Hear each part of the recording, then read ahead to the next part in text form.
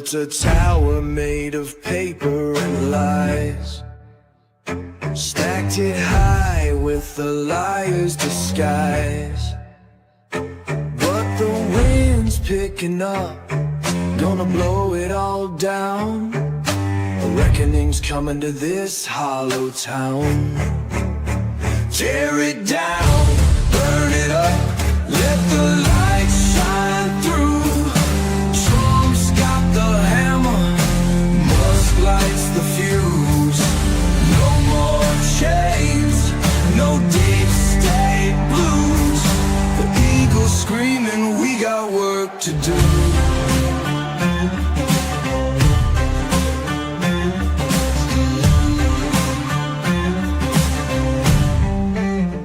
They sold our steel, they stole our land, turned the worker into a begging hand. But the wheels are turning, the fire's alive. We're taking back what's rightfully mine. Tear it down, burn it up, let the light shine through. Trump's got the hammer, Musk lights the fuse. No more chains, no deep state blues. The eagle's screaming, we got work to do. Ghosts of the past whisper through the trees. Swamp runs deep, but it's begging to freeze. Freedom ain't given, it's a fight to the bone.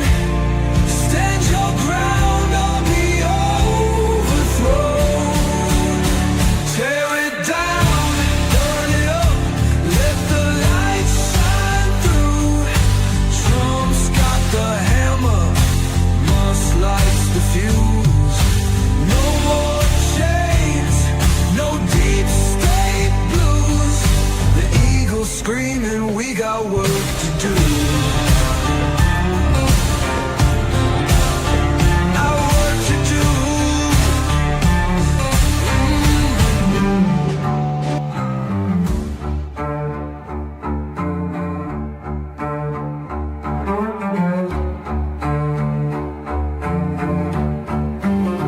Ghosts of the past whisper through the trees. Swamp runs deep, but it's begging to freeze. Freedom ain't given, it's a fight to the bone. Stand your ground or be overthrown. Tear it down, burn it up, let the light shine through. Trump's got the hammer, Musk lights the fuse. No more chains, no deep state blues. The eagle's screaming, we got work to do.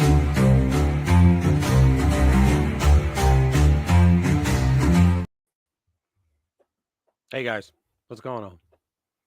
How many we got here? 9. All right, let's wait for a couple more. How's everybody doing? Hey Bex, what's up? What's up, Linda?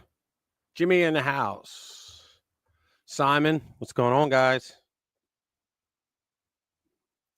Let's see, who else is here? Let me see, let me get these out. We got some really good stories this week. It's like a fire hose of news still. Since January 20th, it's like a fire hose of news, man. Let's see. Here we got 10.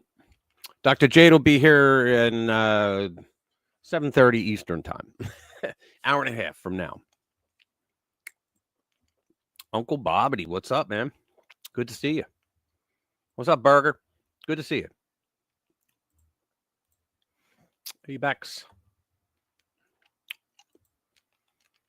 Let's see. I'll give you the highlights of what the good stories are. Here we go. Ready? This woman here, I should be shocked because I don't know who she is. But the guy on the right is Christopher Steele, and she destroys him. calls him ultimate liar and grifters on Piers Morgan's show. She tears him a new ass. It's awesome. Joe Biden was referenced as a traitor in the JFK assassination docs. They named him as a freaking traitor. Imagine that. And we elected a traitor. Wow, we didn't. Nobody here did. Judges versus Trump. Now, the way I did the color code is this color here. They're all about these freaking judges who think that they have Article 2 authority, which they don't. Then Elon drops a bombshell on Washington's magic money machines. And these are all these scumbags. They're in a secret group of lefty judges. And guess who's in it? That's right. Chief Justice of the United States, John Roberts, with Ketanji Brown Jackson. Now you know why he votes with them a lot. Here we go. New York City law allowing non-citizens to vote is dead as the state's highest court, which is not New York Supreme Court, oddly enough, but the state's highest court shuts it down. Then Miranda Devine, she's the one that did the book on the laptop from hell from New York Post. Trump is fighting a cartel of vile, corrupt, and far-left judges trying to kill his campaign promises. They need to be taken down, these guys. I don't mean YouTube. I don't mean violence. I mean, these a-holes need to be put in their place. Trump, and yesterday the news came in, he ended a 45-year experiment by shutting down the failing federal Department of Education. Now, here's the thing. That Democratic Party prank known as President Jimmy Carter, he brought the education department to the cabinet level, and then 2 years later, Congress actually cemented it.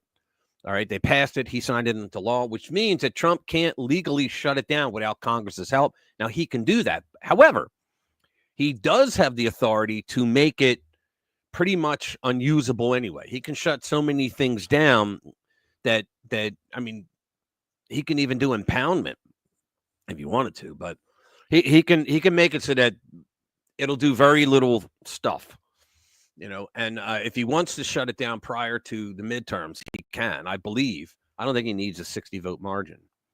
Maybe he does. I don't know. I haven't looked at it, but I don't care because he can shut it down. Now, this one, she is a vile, filthy, disgusting human being. I don't even tag her as a human being. This bitch, you wouldn't believe the things that she went on to say. She went over to Europe and trashed the United States with all lies. I mean, I don't remember her ever telling the truth, but Hillary Clinton is a piece of crap, human debris.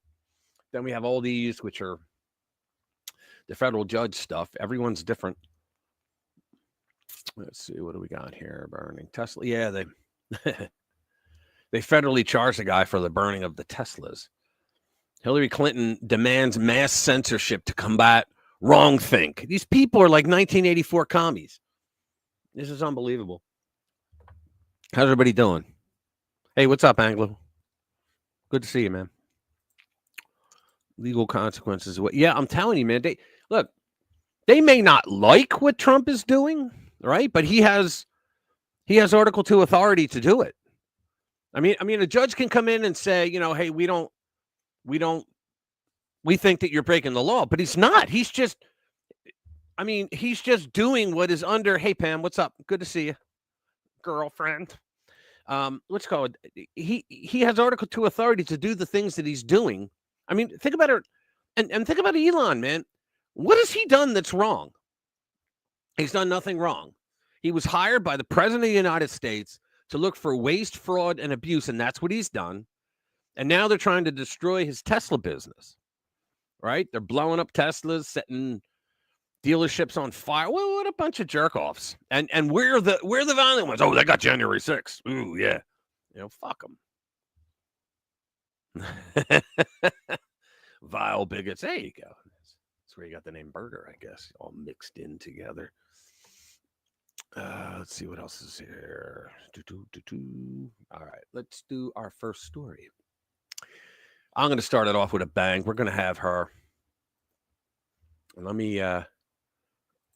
Christopher Steele probably wanted to go down in history as someone that colluded with the Clinton campaign to take down President Donald J. Trump. But I really think that you represent probably the ultimate grifter in the American political space. For you to even come on here, obviously you're trying to sabotage what President Trump is doing when it comes to Russia and Ukraine. But to sit here what is it, nearly a decade after you tried to smear President Trump as a Russian asset, to then say, well, I think he's a Russian asset, but even though I'm really good at my job and create all these intelligence reports, it's just sort of a feeling that I have. I'm sorry, what stones do you even have left to turn over to try to corroborate your claim that President Trump is a Russian asset? You what? Weaponized FISA courts, surveillance, warrants, not just domestic spy agencies, international spy agencies too, the entire DNC apparatus, a bunch of political operatives and registered foreign agents here in the United States.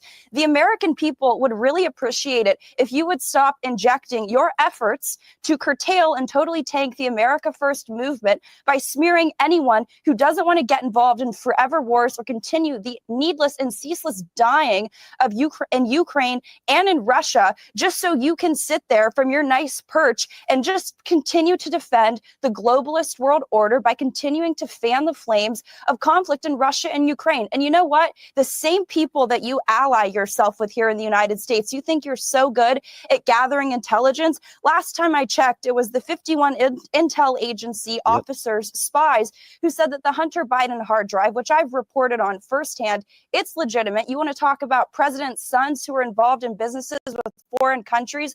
Well, I'd like to introduce you to Hunter Biden, right? When those 51 people that I'm sure that you know all too well, you were probably likely involved with the drafting of that letter, said that that was Russian disinformation. Well, it turned out that was true, and shame on you for the last decade trying to inject the idea that smearing President Trump as a Russian agent or a Russian asset is somehow going to tank the MAGA movement. It's about putting America first, and the fact that you can still sit here and you have no actual evidence beside one random guys, she's giving him a beatdown. I've been waiting like 6-7 years for this Russian meeting, and we need to just continue to get more evidence. You're a complete political hack and grifter, and I wish the American political scene didn't have your voice in it. All right, yeah, let me say this before Pierce goes on, because there's more. There's more. I think that he shouldn't be allowed to do any business in the United States. He shouldn't have any contacts with anyone that has any kind of clearances, security clearances. And he should be investigated for what he did. He's the guy that caused all the trouble because he didn't write the dossier, but he put his name on it and he said that it was legit. Right? He's the one that went to Russian FSB agents and gave them gobbles of money to give him bullshit about Trump. And they admitted later on, yeah, we made it up. We didn't know what the fuck he wanted. We made it up. You know, the PP tape and all that, and the black ledger that put Paul Manafort in prison, even though there was no black ledger. This asshole made it up.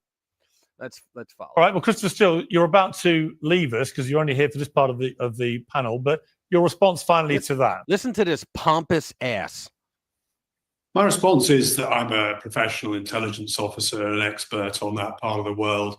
I'm not a politician. Was the Hunter Biden hard drive Russian disinformation then, if you're such an expert? Let him finish. Shut up. Let him finish.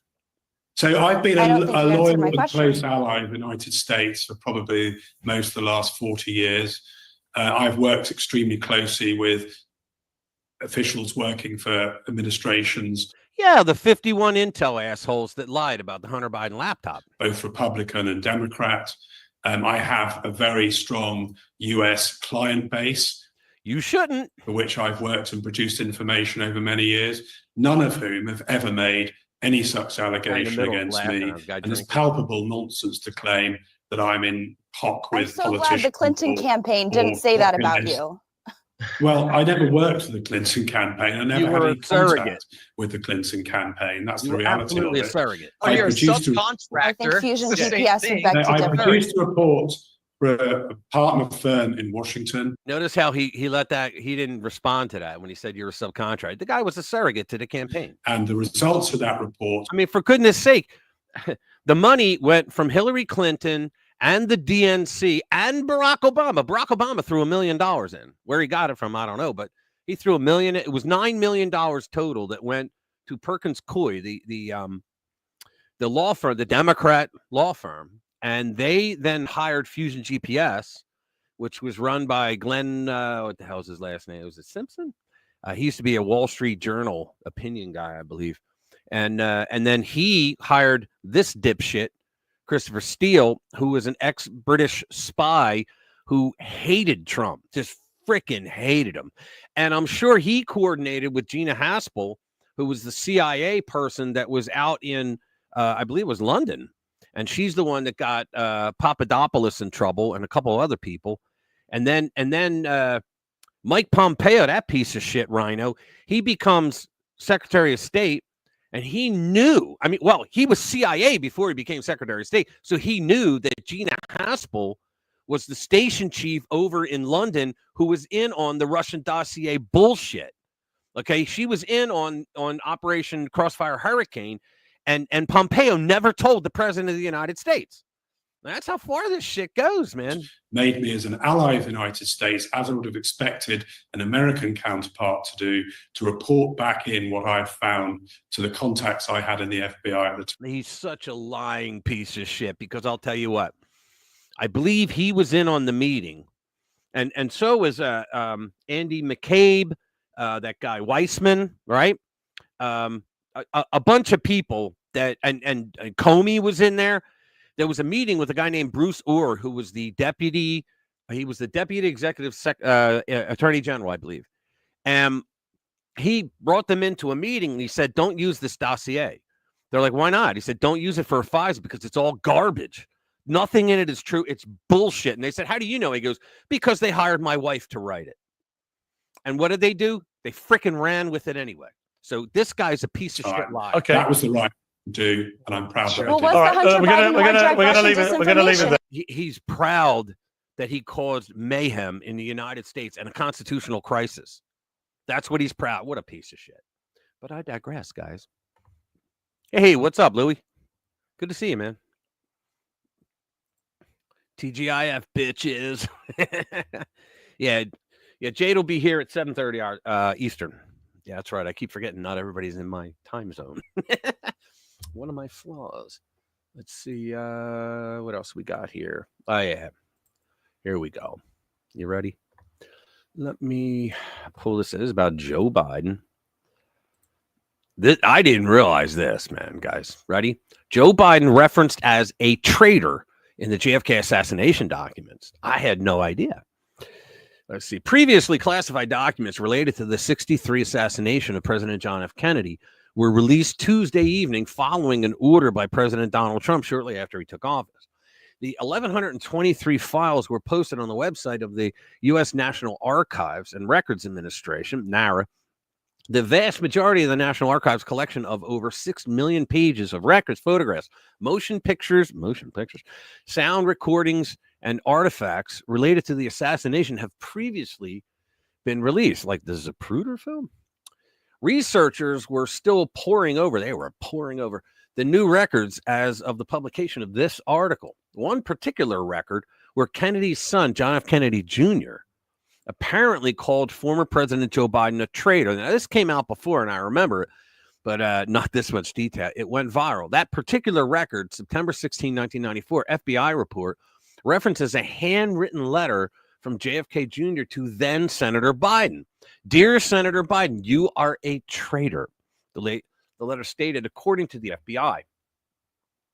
So let's see. I don't think that's anything to do with it, but let's see. Read more at headlines. Okay. Let's see. References a traitor.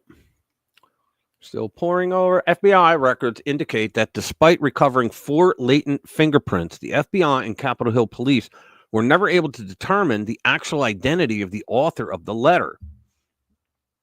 A post-government run forum stated, the letter appears to have been written by an imposter or possibly someone else who shared the name John F. Kennedy Jr. Yeah, there were a lot of them back then, right? If it had been written by the son of JFK, then it would have been a simple matter to match the fingerprints to him. Instead, the case was closed with no suspect identified. Let's see what else is there. You are a traitor. Back to the new documents. Larry Sabato, director of the University of Virginia Center for Politics and author of The Kennedy Half Century, said he had a team that started going through them, but it may be some time before their full significance becomes clear. Quote, "We have a lot of work to do for a long time to come, and people just have to accept that." In other words, get off my ass. That's what he's saying. Trump told reporters Monday that his administration will be releasing 80,000 files. I mean, guys, has there ever been a more transparent administration than this one? That's why the lib nuts are losing their ever hating minds, man, because he's being so transparent with what he's doing, and they can't stand it. I don't think they like the truth. You know, they can't handle the truth, right? I don't think that just spilled shit all over my keyboard. And they're just going nuts because and you know what? He's not doing anything he didn't campaign on. He said, I mean, I remember him saying during the campaign, it was going to be the JFK, the RFK, and the MLK files. He's gonna release them all. So we're going to see some heads explode in the near future. Quote, we have a tremendous amount of paper. You've got a lot of reading, Trump said while visiting the RFK Center for the Performing Arts in Washington. Researchers have estimated that 3,000 or so files had not been released, either in whole or in part. And last month, the FBI said it had discovered about 2,400 new records related to the assassination. I want to hear where Biden, like, why was he called a traitor? There we go. You are a traitor. Okay, let's get down. We got a couple more. Trump took office for his first term in 2017, had said that he would allow the release of all the remaining records, but ended up holding some back because of what he called the potential harm to national security. And that's when everybody goes, oh, Trump's in on it, man, Putin. And while files continued to be released during President Joe Biden's administration, some remain unseen. Sabato said that his team has a long, long list of sensitive documents it is looking for that previously had large redactions. Quote, there must be something really, really sensitive. He says long, and really, really, all right, sensitive for them. We'll call him 2 times Sabato. Sensitive for them to redact a paragraph or a page or multiple pages in a document like that. Why don't they just redact the whole damn document? That's what they do anyway. Some of it's about Cuba. Some of it's about the CIA, whether what the CIA did or didn't do that relevant to Lee Harvey Oswald. Now, let me say this, okay? I was listening to Andrew Wilkow this week, and he had someone that told him, someone in the know, who told him that JFK, that him being shot in the head was an accident. Listen to this, okay? And it makes much more sense than Arlen Specter's magic bullet theory, where it turns around and goes this way, right, in midair. But he said that Oswald did fire a shot. Okay, it hit the car, but it didn't hit anybody else. But what happened was there was a Secret Service agent in the car, and he had an M16. They were brand new. He was issued one, but he had trained on the M14. Okay, and the M16 had a hair trigger compared to the M14. And so when the shot went off, he stood up and he had his finger. He shouldn't have done it. He had his finger on the trigger instead of the guard, and then the vehicle buckled and boom, and he shot. And the Secret Service agent shot JFK in the head accidentally. Now, that's the story that this guy said. And Wilkow would not have had him on if you know Andrew Wilkow, he's on Sirius XM Patriot Channel every day, 12 noon Eastern time. So, I mean, that's a crazy story in itself, but it makes a hell of a lot more sense than the magic bullet theory. So just wanted to put that out there. Can I call him 2-time Tootist? Yeah, Mexican version. There you go. Let's see. Next one. Let's talk about Elon's the magic money machines. That'll be good. So Elon drops a bombshell on Washington's magic money machines. Ready? Bring it up a little. Elon Musk, the billionaire innovator and vocal critic of government waste, has blown the whistle on what he calls magic money computers hidden deep within federal agencies. Now, this is interesting. During an explosive conversation with on Senator Ted Cruz's Verdict podcast, Musk revealed that these machines operate independently, spewing out trillions of dollars with little to no oversight, as reported by the Gateway Pundit. On October 5, Butler, PA, Musk joins former President Donald Trump on stage. No, that's the friggin' explanation of the goddamn images. Now, instead of one line, they're doing whole paragraph. All right, whatever. Musk explained that 14 of these computers have been discovered within key government agencies. 14 of these things, including the Treasury Department, Department of Health and Human Services, the Department of Defense, and the State Department. I'm shocked that the Biden criminals didn't get them out of there. The stunning admission suggests that Washington's reckless spending habits are even more out of control than the public realizes. During the interview, Cruz prompted Musk to explain the so-called magic money machine, the computers, asking, now, one of the things you told me about is what you called magic money computers at the Treasury. Tell us about it, because I had never heard of that until you brought it up.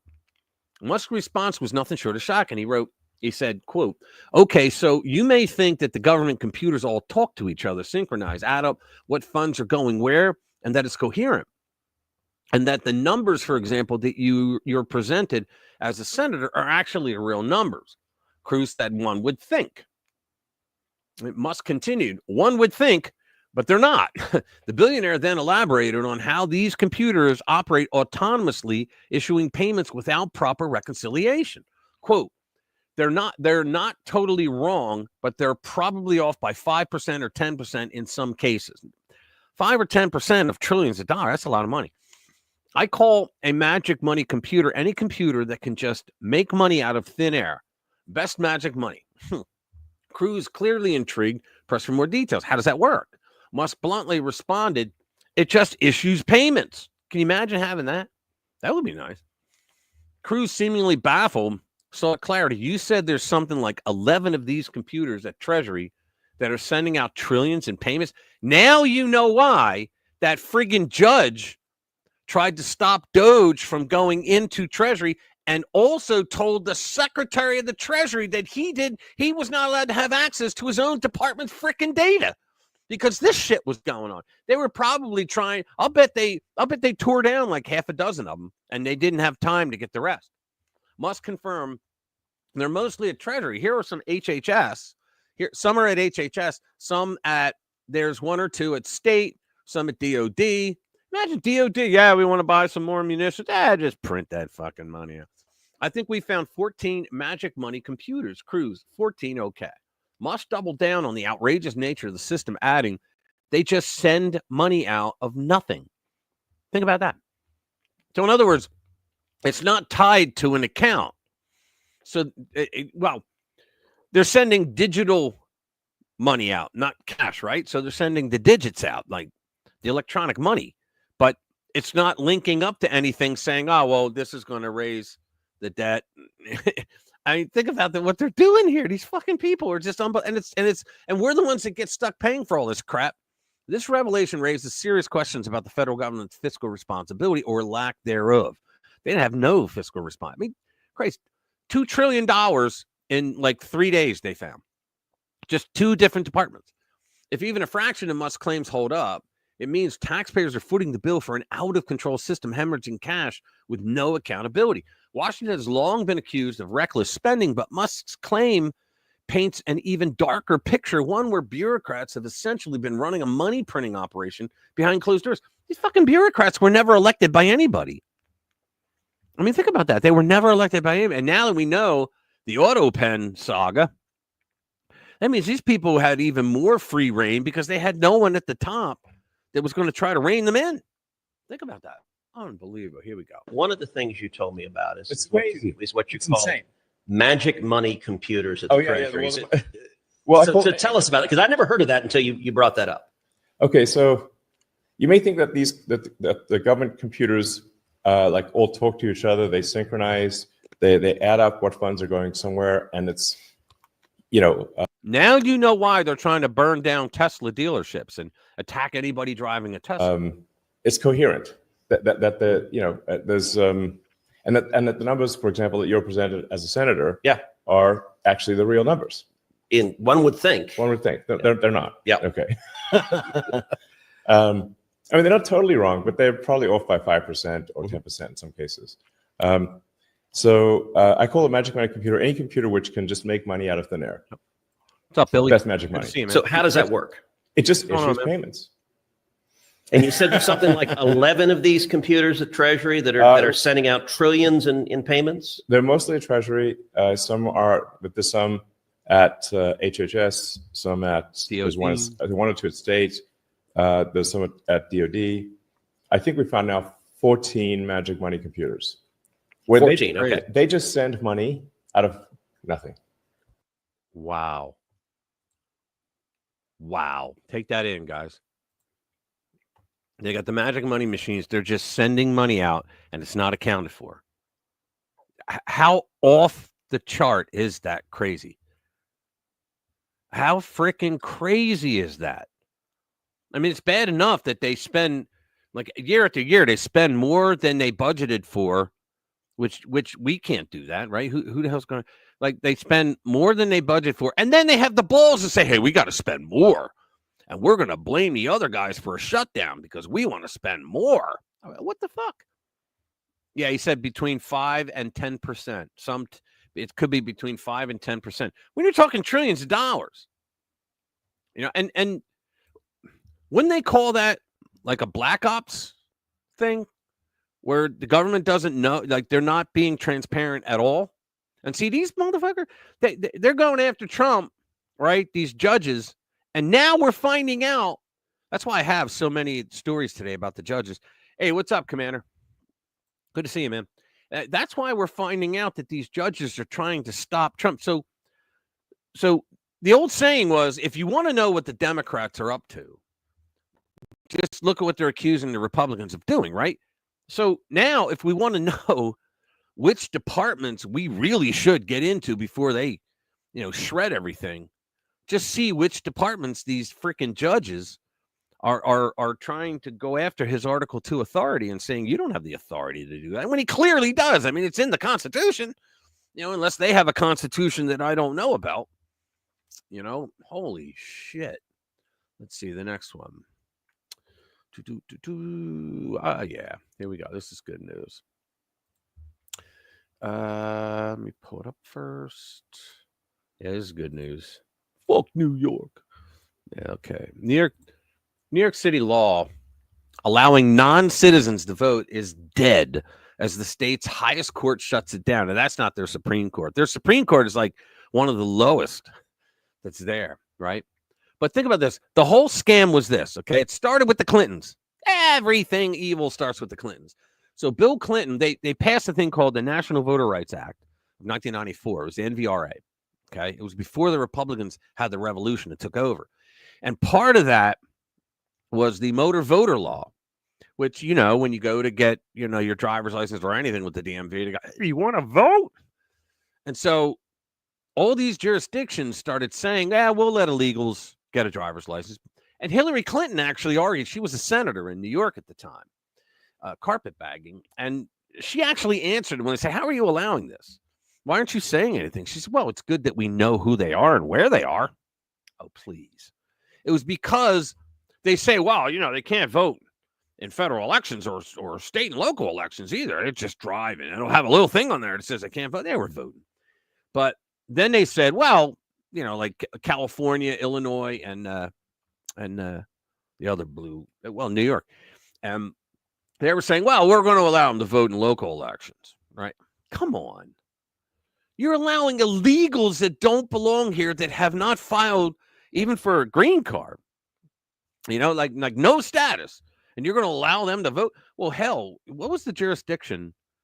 I think it was in California, where they're allowing illegals to become police officers. So you got some illegal alien here who should not be here, who will now order you around and tell you what to do and can arrest you. The Big Apple's controversial law allowing non-citizens to vote in city elections was struck down by the state's highest court Thursday. Good. Finally, some freaking common sense.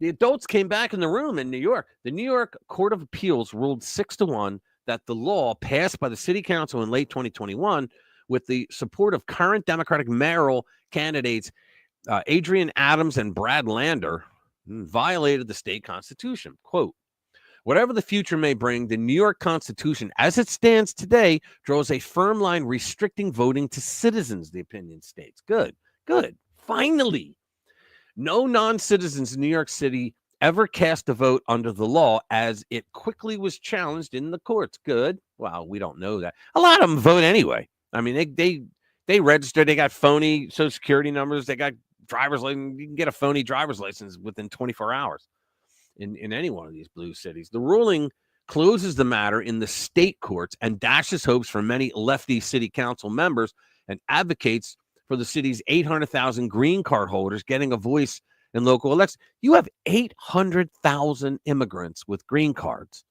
That's more than the entire population of most towns in America. Former councilman, Rodriguez, who now serves as Mayor Eric Adams' transportation commissioner, had introduced the bill. Wow.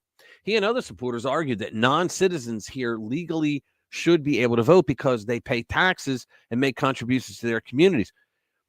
But they pay taxes and make contributions to their communities, Jesus Christ, because you a-holes don't deport them.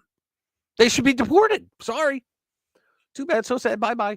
As the bill wound its way through the council, it racked up 36 co-sponsors. Yeah, because just like the trans movement, just like COVID, everybody had to be, just like hating on trans, everybody had to beat that totem pole and be the top guy.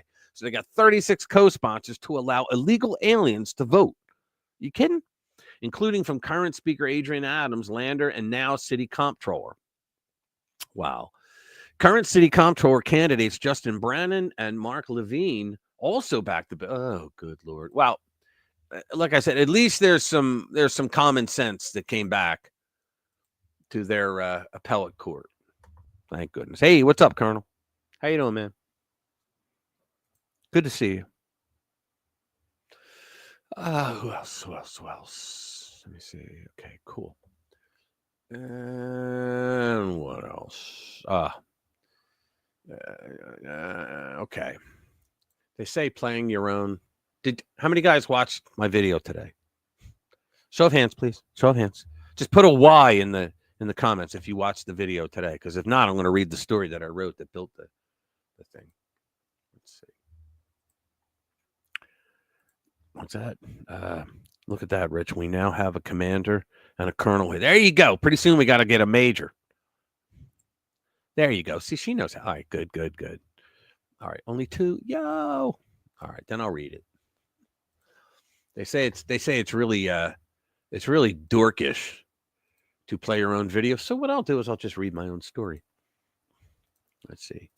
So Trump ends 45-year experiment by shutting down the failing federal Department of Education. Like I said earlier, he can't technically shut it all down because Congress cemented it 2 years after that a-hole Jimmy Carter loser brought it in. And he did that because the teachers unions gave him a boatload of money to get elected. And that was his payback to them. Because think about this. Our public school system under the feds became a jobs program. That's all it was. It was a jobs program. They cared. The liberals cared more about the employment of adults than the education of our kids. And how do we know that?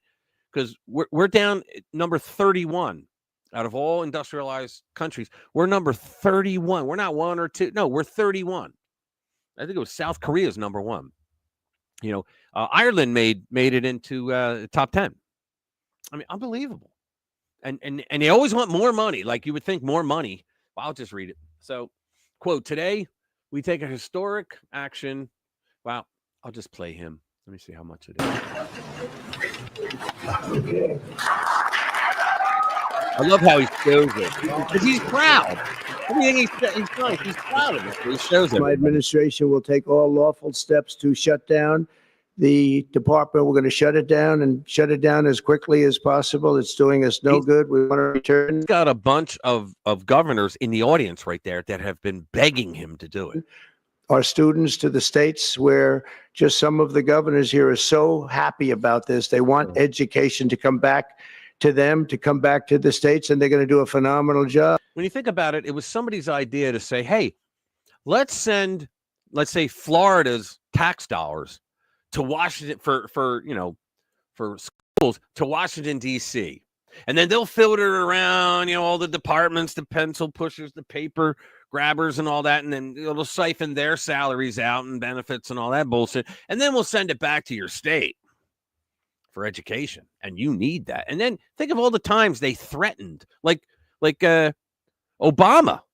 He threw those dear colleague letters at states telling them what they had to do for school. In other words, he told them that they have to stop, that their counties had to stop arresting criminal students for certain crimes. Otherwise, they wouldn't get grants that they were supposed to get. But we're going to be returning education very simply back to the states where it belongs. And this is a very popular thing to do, but much more importantly, it's a common sense thing to do, and it's going to work. Absolutely, it's going to work. I want to just make one little personal statement. Teachers, to me, are among the most important people in this country. Yep. And we're going to take care of our teachers. And I don't care if they're in the union or not in the union. That doesn't matter. He's always worked with union people. But we're going to take care of our teachers. And I believe the states will take actually better care of them than they are taken care of right now.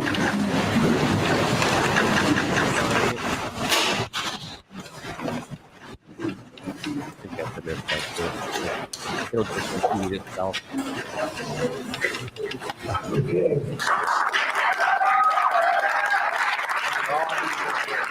All right, it just repeats itself. So let me get that out of the way. So let me read it.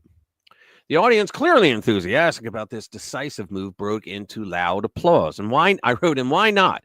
Ever since that Democratic Party prank known as President Jimmy Carter, I love saying that, elevated education to a cabinet-level department, a move many saw more as a political gesture than a practical solution, our educational standards have declined dramatically. This experiment turned American education into an international punchline.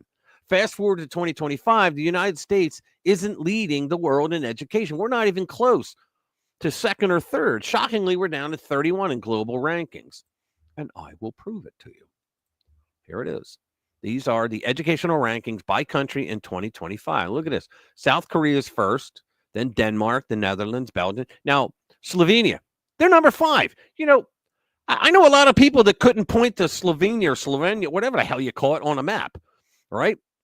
I know it's in Europe, but now Japan, that kind of makes sense. You know, Germany, yeah, that kind of makes sense too. These others, now, see, I said Ireland made it into the top 10. So the UK is number 12, China's 13, Hong Kong, okay. So Australia, 17. Canada made the top 20. Nice. Right? Spain, where the hell are we? Oh, we're down here at number freaking 31. We spend more money than anybody else on this leaderboard. Right? I mean, holy cow. So let's go back to this. So Trump continued to explain the reasoning behind his decision, highlighting a striking paradox in our education spending. He said, after 45 years, the United States spends more money on education by far than any other country and spends likewise by far more money per pupil, and it's not even close. But yet, we rank near the bottom of the list in terms of success. And he's right. Closing the Department of Education would provide children and their families the opportunity to escape a system that is failing. Like I said, guys, it's a jobs program. The federal school system, it's a jobs program. And the money that shifts between their union and Democrats is just unbelievable. The amount of money and that dues money that they hand over to the Dems in their campaigns, that's supposed to go toward contract arbitration costs. Like when they have to hire lawyers in order to argue with who they're working with. But see, the thing is, even I think it was FDR. Even FDR was against public unions, and his reasoning was sound. We're talking FDR, you know, communist FDR, and his reasoning was sound because he said, look, he said in the private sector, the unions, like they make something, they create something that people want to buy or a service that they want to use, right? They create shit, and therefore they have a management in the company that makes whatever they're made, the widgets, okay? And so therefore they have the right to say, hey, you know, without us, you wouldn't have shit, so we want a little extra money. They have that right, and I agree, okay? But the public sector, who's their boss? Who's the management? Well, the Democrats. And when they know that they get all of their members to vote Democrat, I don't see any Democrats saying, you know, 22% increase. I don't think so. How about 10%? There's no negotiations with that. So he says the dismantling of the department will also result in the termination of after-school programs, adding that regardless of what alternative resources are put in the place of the Department of Education, the process of the department's dismantling will create, these are the crybabies, will create and has created chaos, disruption, uncertainty, delays, and confusion for plaintiff states and their residents. I just say, STFU, you guys destroyed the world. You rob our children of a lifetime of education, and you got the balls to say that there could be chaos? Are you kidding me? It's funny how professional signs, think about it, I wrote this. It's funny how professional signs are always at the forefront of supposed grassroots street protests. Look at this shit. They got all those nice looking signs that just happened to pop up out of nowhere. But let's be honest, what they're truly worried about is losing the steady flow of teacher union cash that pours into their campaigns, money they earn by crafting laws, policies, and procedures tailor-made to keep the unions happy. Supporters of President Trump, however, stand firm. They argue that the Department of Education has clearly failed its mission to uplift American students, citing decades of national testing results showing declining educational outcomes. We know the rest. So, I mean, think about it. If Soros and shit. If nothing else, I think test scores are going to go up. You know, and think about it. The money, they go, there's not going to be any money. No, there's going to be more money because it's not filtering through the lazy ass people in D.C. that are working in that federal building, right? Pushing papers, coming up with the dumbest fucking thing. I mean, think about it. Biden put in Title IX that in schools you had to do the whole bathroom thing for the trans movement. Come on. States have the right. And as a matter of fact, I have another one here. And it's by Glenn Beck. Wait till you hear this. Let's see. Which one? Department of Education, 25-year. I thought I put it in. It was Glenn Beck points out he reads the beginning of, it was like the mission statement of the Federal Department of Education, and it completely shuts themselves down because they violated everything they said they were going to do. Hang on. Where is that random guy? Wow, let me see if I can get it here. Where is it? It's really good. You want to hear it? Maybe. Maybe I can go. Hold on. I know what I can do. I thought I put it in the lineup, but I didn't, obviously, because I can't find it. Let me go into history. It'll be there. But it's hold on, where is it? That piece of shit. No. Where is it? There it is. Got it. Here we go. Hold on. Let me start this over. Yeah, this is pretty good. Anybody, if any of your Libnut friends have something to say about how they're shutting it down, just give this a watch. So the president is going to abolish parts of the DOE, but the Department of Education was first put in by Jimmy Carter, and then a few years later, it was set in stone by Congress. So he can't shut it down because Congress established it. Okay, so only Congress can abolish it. However, he can trim the fat. And he's going to cut it by about 50% today, which is a great thing. Oh, yeah. But as Michaela was doing her homework on this, she said... One of your producers? Yeah, one of our producers. She said, have you read the Department of Education Organization Act? I'm like, that's the mission obviously. Of course I have, but tell me what you found. Listen to this. It is the intention... This is the founding document passed by Congress. It is the intention of Congress in the establishment of the Department of Education to protect the rights of state and local governments and public and private educational institutions. Did you hear that, guys? To protect the states. Now they throw mandates at them and say, we're not going to give you your money back if you don't do it, what we tell you. Now, just that. Yeah. Are they operating within the law that was set by Congress? Because I think you could convince me that that's a good idea. Yeah, right. Right. That sounds great. Right. Yeah, that sounds so great. Let me read that again. The intention of Congress in the establishment of the Department of Education to protect the rights of state and local governments and public and private educational institutions in the area of educational policies and administration of programs, and to strengthen and improve the control of such governments and institutions over their own educational programs and policies. You hear this? Do you hear the second half of that?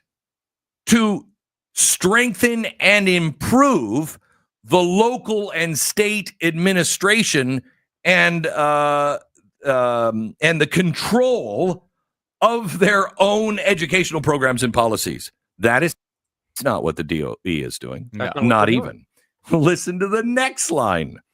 The establishment of the Department of Education shall not increase the authority of the federal government over education or diminish the responsibility for education, which is reserved to the states and the local school systems and other instrumentalities of the states.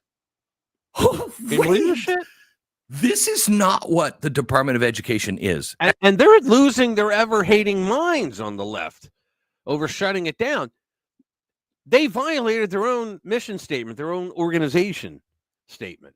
They violated it years ago, and they've been getting worse ever since. I mean, they're teaching things that should never be taught in schools. And they think that you're the freaking weirdo when you go, wait a minute, there's only two genders. And they go, oh, my God, you're crazy. At all. Shut it down. So when they say, well, he can't abolish the Department of Ed, no, they abolished the Department of Ed. Yeah, the Department of Ed isn't that. Right. You know, because like you just said, I wouldn't have necessarily a problem with that. I'd have some questions, but I wouldn't want it. As a direction, protecting local rights over it. And think about the money that these people that are running it make. Oh, education is exactly kind of what I want. Exactly right. Paying these assholes to make us at number 31. Think about that. Oh, it's such a killer. Oh, man. Department of Electoral Dysfunction. Yeah. What's up, Chris? DOE is nothing more than a money laundering machine for the yeah, it's a jobs program. That's absolutely what it is. They care more about the employment of adults than the education of our kids. They always have. Let's say, if you have election counting that lasts more than 4 months. Yeah, exactly. I mean, we have Florida. They do their elections on election night. They're all counted. It's done. They know who won. How come anybody else? New York, so we got too many people. Florida has more people than New York. That's a fact. That's a solid fact. And yet they take a week to figure theirs out. Surprised it's even 31. Yeah, I know. You're right. Yeah, math is racist. Well, that's like we had a transportation secretary who they're trying to push for president now. Pete Buttigieg. Yeah, they're trying to push him now. Holy crap. Can you believe it? That's how low their bench is. Because, I mean, he was horrible at transportation, but, I mean, they figured out we got to give him a job. He's the guy that told everybody you should vote for Joe to beat Trump. Oh, just unreal, these people. They're nuts. So let's go now. Let's see. This is Fox. Yeah, let's go with Fox. I'm going to go through a series of these freaking judges because I'm telling you, this showdown with the judges is going to be huge. Judges versus Trump. Here are the key court battles halting the White House agenda. Look, there's Article 1, there's Article 2, Article 3. Article 1 is for the Congress, the legislature. Article 2 is for the executive branch, and Article 3 is the judiciary. Don't worry about the rest of them. Okay. So they have this thing called the separation of powers. We all heard of it, but these judges don't give a shit.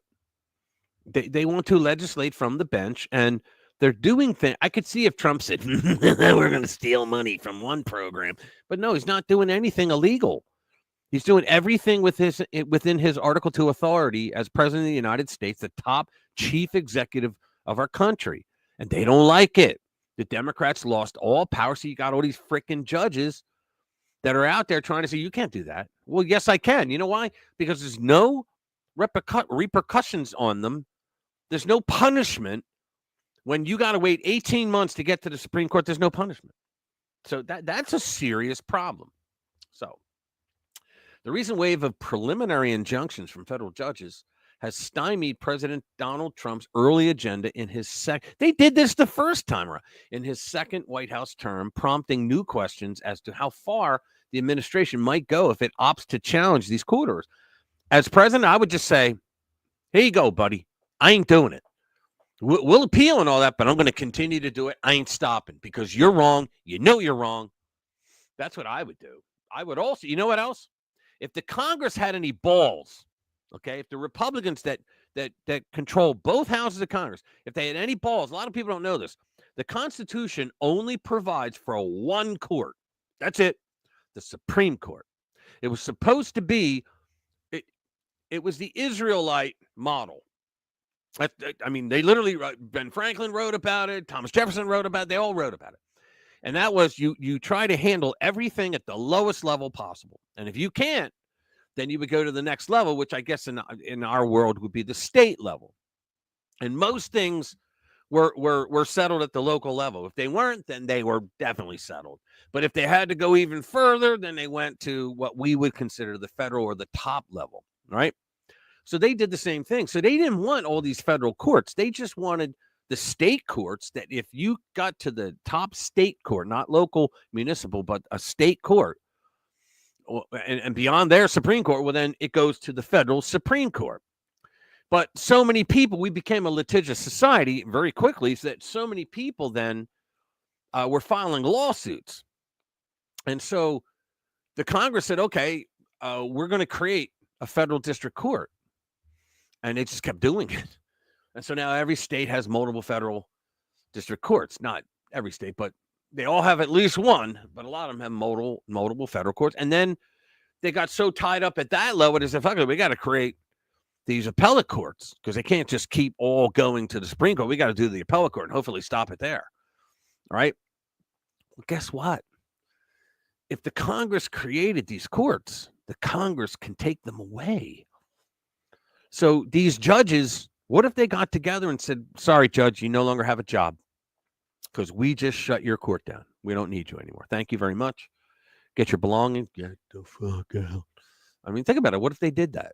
And they can do that, but do they have the balls to do that? You got too many rhinos in the Congress, but they could do it. And if they did it to just a couple, the rest will be go, I like my job, because what they're doing is just wrong. So federal judges across the country have blocked Trump's ban on transgender persons serving in the U.S. military. He's the commander in chief. They have no right whatsoever to step in to his lane. Ordered the reinstatement of core functions at the U.S. agency, the USAID, and halted Elon Musk's government efficiency organization, DOGE, from oversight and access to government agencies, among other things. They've also temporarily halted deportations, or in other words, every shitty thing that we voted against when we voted for Trump, these judges are trying to maintain the status quo so that he has a Biden-like administration. That's what they're doing. Combined, the wave of rulings has been met with outrage from Trump administration officials, some of whom said they plan to appeal rulings to the Supreme Court if needed. White House Press Secretary Caroline Leavitt has used her podium to rail against radical left-wing judges who she has alleged are acting with a political agenda to block Trump's executive orders. Duh. These judicial, and I don't say that because I don't like her. I love Caroline Leavitt. These judicial activists want to unilaterally stop President Trump from deporting foreign terrorists. Think about it, guys. Yeah, I think those terrorists are foreign guys that shouldn't even be here. Yeah, no, fuck you. You're not letting them out. No, you can't do that. Excuse me? He has Article 2 authority to do that, right? Hiring and firing executive branch employees. If you hire someone, you have the right to fire them. I already went through that a couple weeks ago, that he does have the right to fire them. And determining the readiness of our troops, right? They're saying that, studies were saying that the trans people cared more about trans stuff than protecting people around them that are supposed to fight with them because they're nuts. the ones that are activists, YouTube, if you're listening, not all trans people are nuts. Okay. So they must be reined in, she added. Some of Trump's supporters in Congress have threatened judges who block the president's agenda with impeachment, while his critics worry about the president's attacks on the judiciary will collapse the constitutional system. No, they're the ones collapsing the constitutional system. This is what I mean about these a-holes. They're the ones that bring chaos. They're the ones that are stepping over the boundaries of the separation of powers, right? And yet they're going to blame him. Oh, it's Trump. You know, these freaking left-wing idiots in the news, they're saying it's all Trump's fault. What? So in other words, if somebody's punching you in the face repeatedly and you punch back, it's your fault. You're the one, because you aren't supposed to punch back. Donald Trump is not supposed to fight back. That's their wisdom. Here's a rundown of where things stand. Courts block Trump's agenda. U.S. District Court Theodore Chang, this a-hole, an Obama appointee, of course, ruled on Tuesday that Doge's efforts to dismantle U.S. aid on an accelerated basis likely violated the U.S. Constitution in multiple ways. He never gives you the multiple ways. Likely means you don't know. He is likely an idiot. I don't know, but if I read him and listen to him, I might know, right? I mean, likely violated the U.S. What the hell is that likely? He either did or he didn't, and he didn't. And order the partial restoration of the agency's functions, including and you know what? Trump's like, screw you. We're not doing that. Chang's preliminary injunction is believed to be the first to directly invoke Musk himself. It said Musk could interact with U.S. aid employees only after being granted express authorization from an agency official, and it blocked Doge from engaging in any further work at U.S. aid. This is where they think that a lot of these agencies are independent agencies. Well, I'm sorry, nothing is independent in the executive branch. Everybody in the executive branch works at the pleasure of one man, Donald Trump. Now, that doesn't mean we have an autocracy that everything goes with what he says. He doesn't. There's a shitload of decisions he doesn't make. His subordinates do. The cabinet members do. The people that work for the cabinet members do. Right? These departments, he doesn't have a list. He doesn't call everybody every single day. Do this, do that, do the next. No, fuck that. That's what they want you to think. But that's not what's going on. But he has the right to if he wanted to. There's not enough hours in a day. Hours later, U.S. District Court Judge Anna Reyes, issued a preliminary injunction barring the Pentagon from enforcing Trump's order on transgender persons serving in the military. Okay, so he's the commander-in-chief. He can say who he wants and does not want. What if Trump said people with heart conditions, they shouldn't be in the military, especially serving in combat infantry units? Would these same judges come out and go, you can't do that? Yeah, but the guy could die. You can't do that. That's your Article 2 authority. No, it really isn't. You can't do. Come on. Ray's the first openly gay member of the court. Who cares? Why did they got to write that? Wrote in a scathing 79-page ruling that the Trump administration failed to demonstrate that transgender service members would hinder military readiness. It doesn't matter. He's allowed to fire anyone he wants. Relying on what she described as pure conjecture to attempt to justify the policy and thus causing undue harm to thousands of current U.S. service members. Look, we know what's going on. All these a-hole judges, they're stepping in because the Democrats lost everything on November 5th, right? They lost the House, they lost the Senate, they even lost they lost the White House, they even lost the popular vote, which means nothing, but still you can shove that in their face. Right, they lost more state houses. They lost more, governorships and legislatures. Some of the Republicans' legislatures got an even more solid supermajority. I mean, they lost everything, and they lost the respect of a lot of their people. Right, so they're going to the judges. You know, they talk about there's a coup. January 6th was a coup. He tried to overtake the government. It was his own government, by the way. A lot of people don't want to point that out. Trump was still president. It was his administration. So how could he overthrow his own government? Anybody ever point that out? But because if they were going to overthrow a government, they would do it after January 20, right? It never made any sense, but that's what they ran with. And that's all they have, by the way. But I mean, it turns out that They've lost everything, and so now they're throwing a judicial coup. Who I called the Jacobins in black robes. They are literally trying to shut down his agenda with bullshit calls. Now, a lot of people don't know this, but the Congress, in the Constitution, the Congress has the right, they have the authority, the power to tell a judge what kind of cases he can and can't hear. So it literally, if they said, we don't want you to hear abortion cases, guess what? That judge may not hear abortion cases. And it's in Article 3, as a matter of fact. It's not even in Article 1. It's in Article 3, the judiciary, right? It says that Congress has the right to tell the judges, you cannot take a case where you will stop something that a president is doing that is under his Article 2 authority. They can do it. And people are pushing them to do it right now. But would the judges comply? When Terry Schiavo, when they killed her in Florida years ago, when they killed her and they starved her to death, and she was not brain dead. She had conversation. She would sit out with the nurses station and laugh when they were telling jokes, and she would talk to them. So she was not brain dead. She knew what she was doing, and they killed her anyway.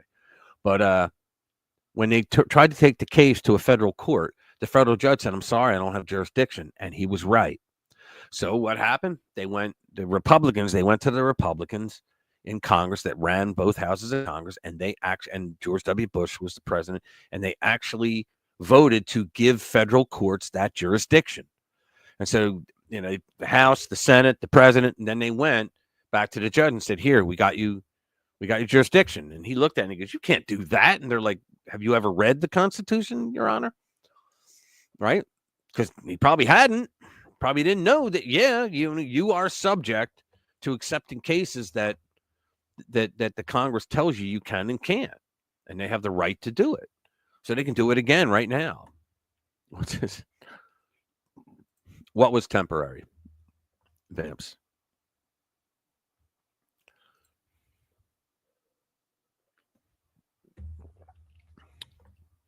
Let's see. I'll pick another one. I'll wait for you to answer. Let me see. Let's see. There's a Gen X. Bush granting that order. No, it wasn't Bush that did it. It was the Congress. The Congress, it was, what the hell was his name? Tom DeLay. Tom DeLay got the vote up in the House, sent it over to the Senate. I think it was, it was Trent Lott. It was Trent Lott, I believe, who was the Senate Majority Leader at the time, and he passed it, and then they sent it to the president's desk. So it was a bill that went through Congress legitimately through a power that is in Article 3, but that power is given to Article 1, I guess, if you could say. And so it meant from now on, a federal judge may have jurisdiction when it comes for life or death situations. And the whole thing was the husband wanted her dead. That's it. He wanted her dead. In fact, I think he's the one that put her.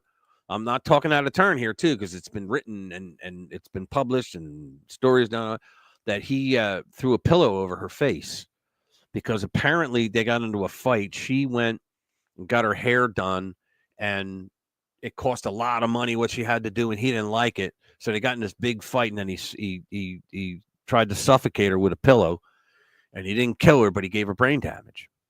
And so he wanted her dead because he was afraid that that she would start getting her abilities to communicate back, and she would tell everybody what the hell he did.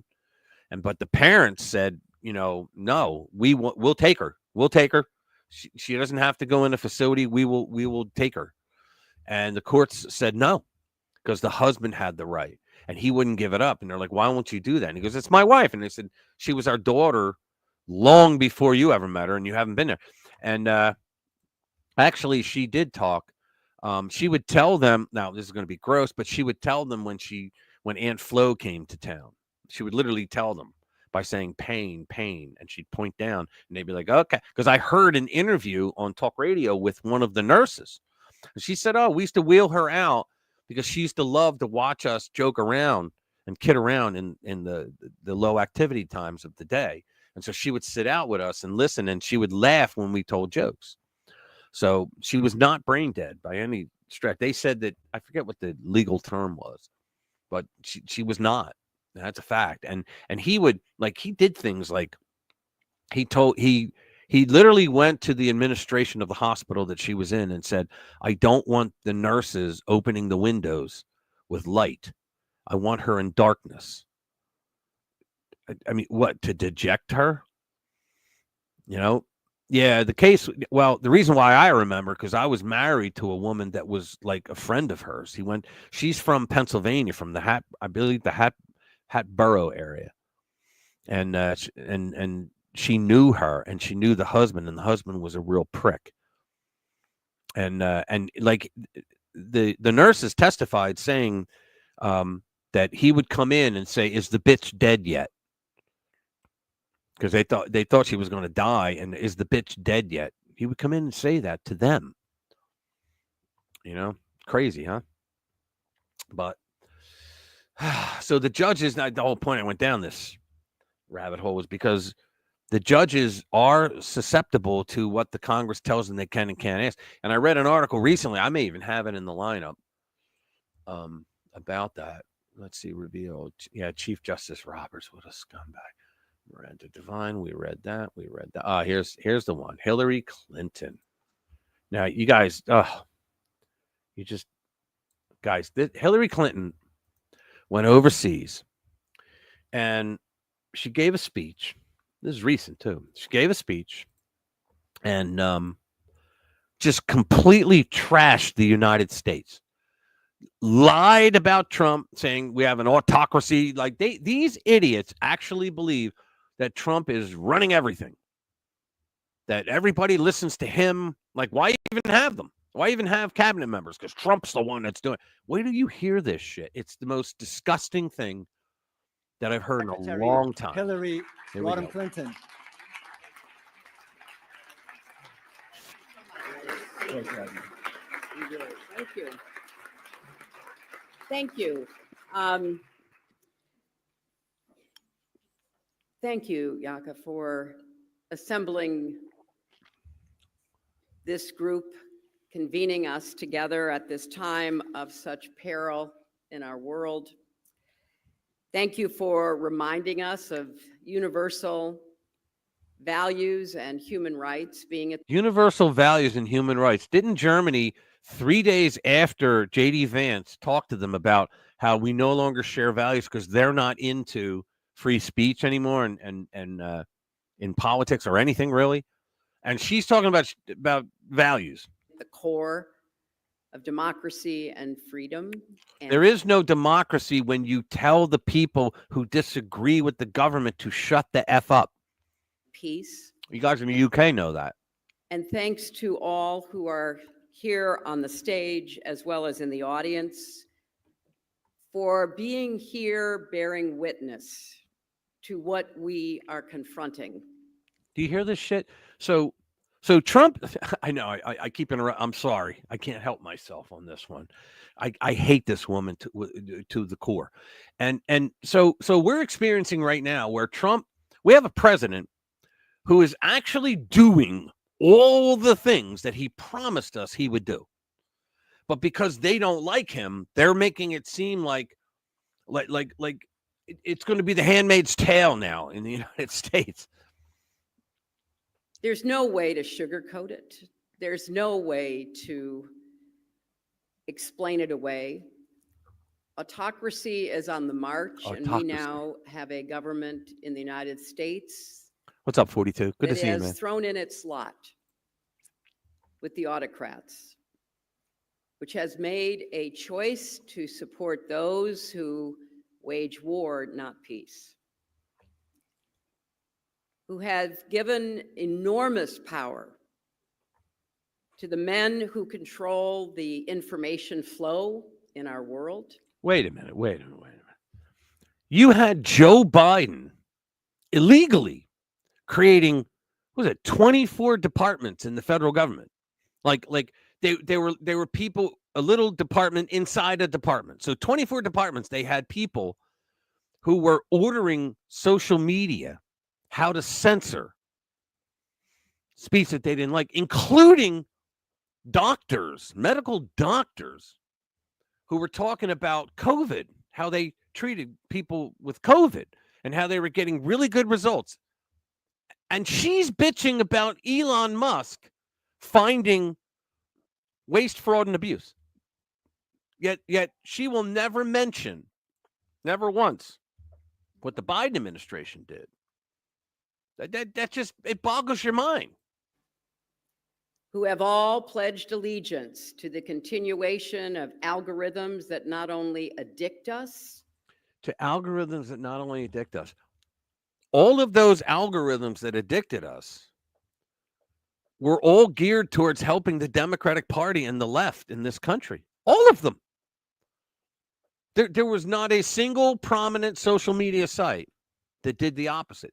There wasn't even until Musk came along and bought Twitter and turned it into X. There wasn't even one that was fair. I mean, people can't point them out. Now I know one. Go to MAGA Book. That's Facebook without. I know the owner. It's Facebook without the censorship. MAGAbook.com. He used to own Twellet as well, but Twellet now is a news site. But I mean, there's a bunch of other sites you can go to where you can say whatever the hell you want, but for some reason everybody's addicted to like the big ones because everybody's there, right? But she's talking about this is crazy. She's talking about the things that they have done, but saying now the right is doing them, and they're not. But poison us with hatred and fear. Hatred and fear. You mean like Donald Trump colluded with the Russians? Is that what you mean? Is that what you're talking about?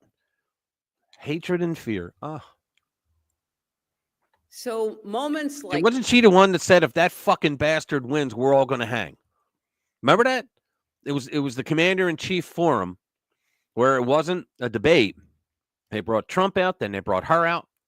So they brought her out first, and the guy asked her a question that was not on her approved list.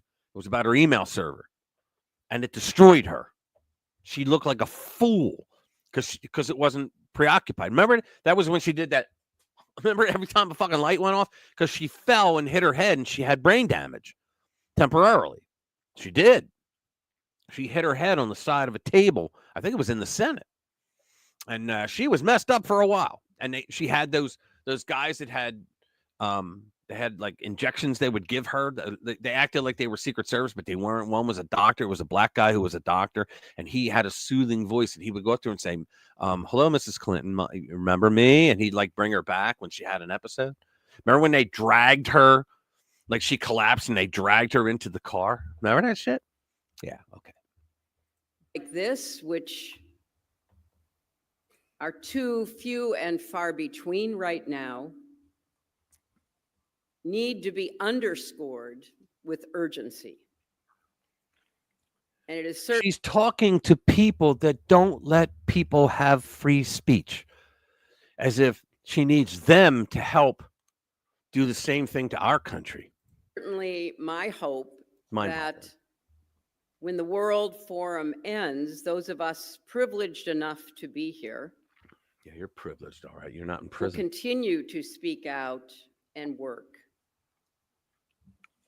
for the betterment of democracy. This is a woman who took a $145 million bribe into her money laundering Clinton Foundation so that she would talk the other members of the CFIUS board to approve Vladimir Putin cornering the market of uranium in North America. That's her.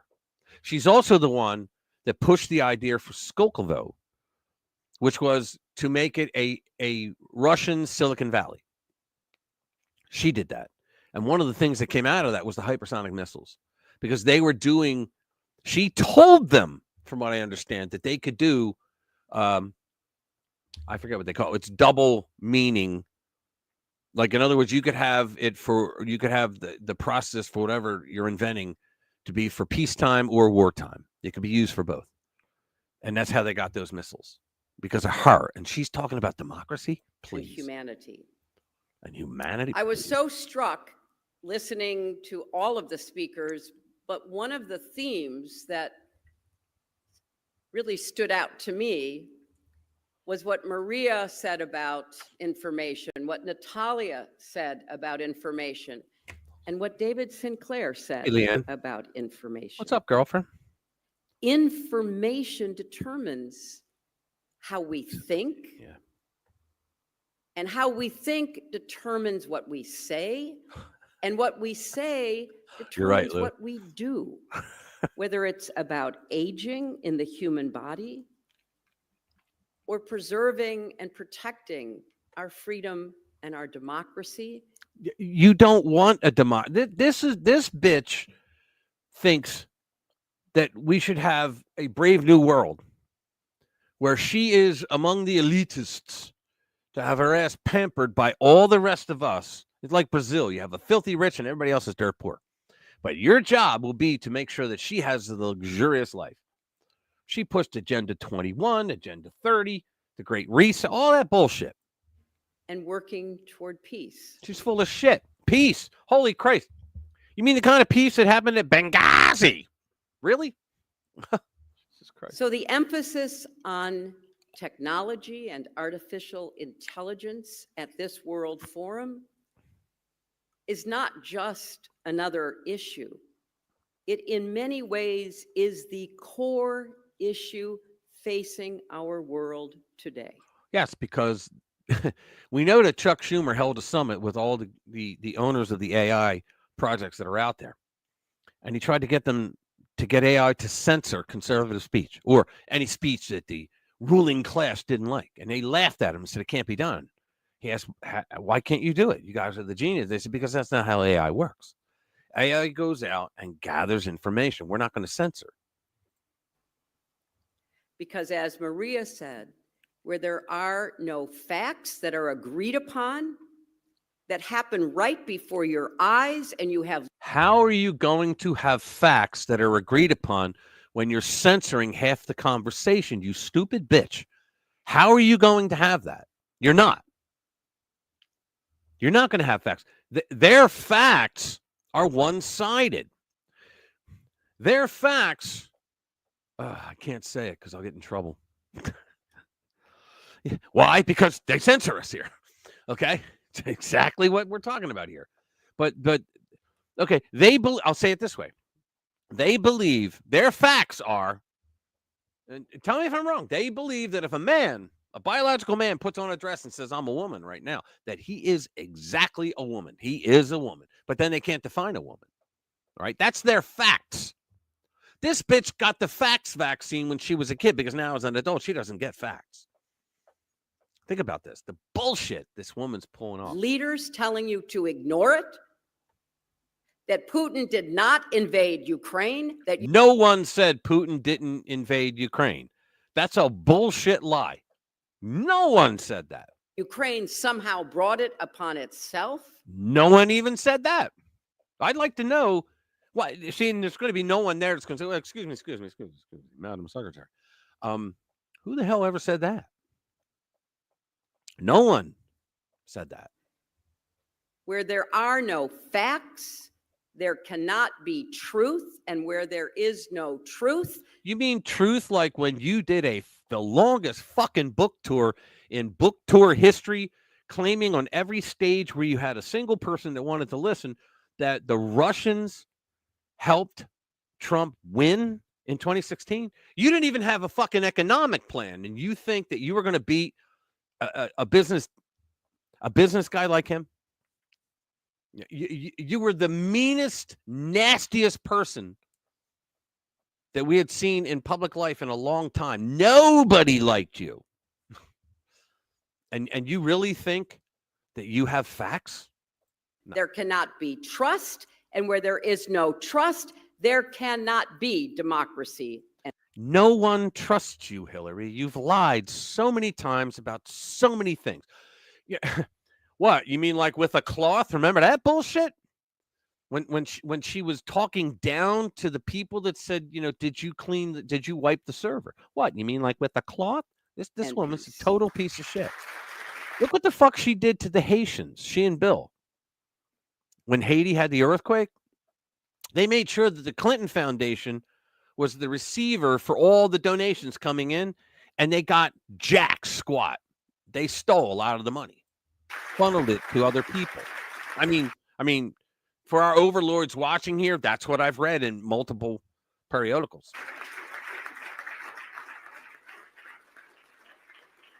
And where there is not a commitment to risk, take risks for democracy and peace, as you've just seen Ehud and Nasser do,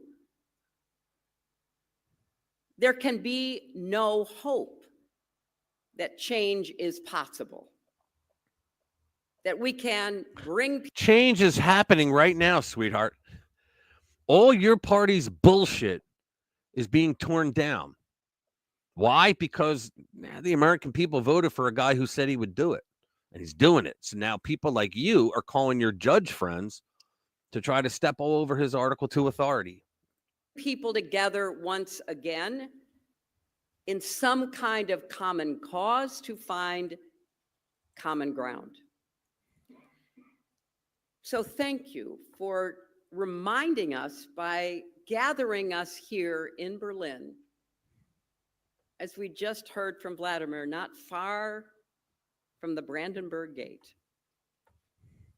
what is possible. Because what the autocrats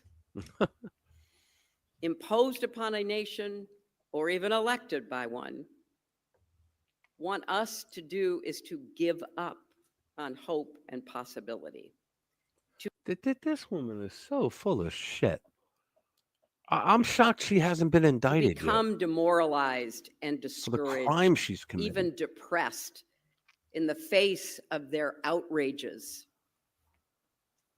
their denial of what we see and even what we feel. Isn't it ironic that they never give details on what they see or what they feel? They just say that, and that's called performative truth. You have objective truth, which is something that you see. You can say it's objective truth because there is a part of that truth that has already been proven. It's cold outside because the thermostat says it's 32 degrees Fahrenheit. Right? Or you have performative truth. It was the most pristine election ever. There's not enough evidence to prove that there was election fraud. There's plenty of evidence to prove there was election fraud.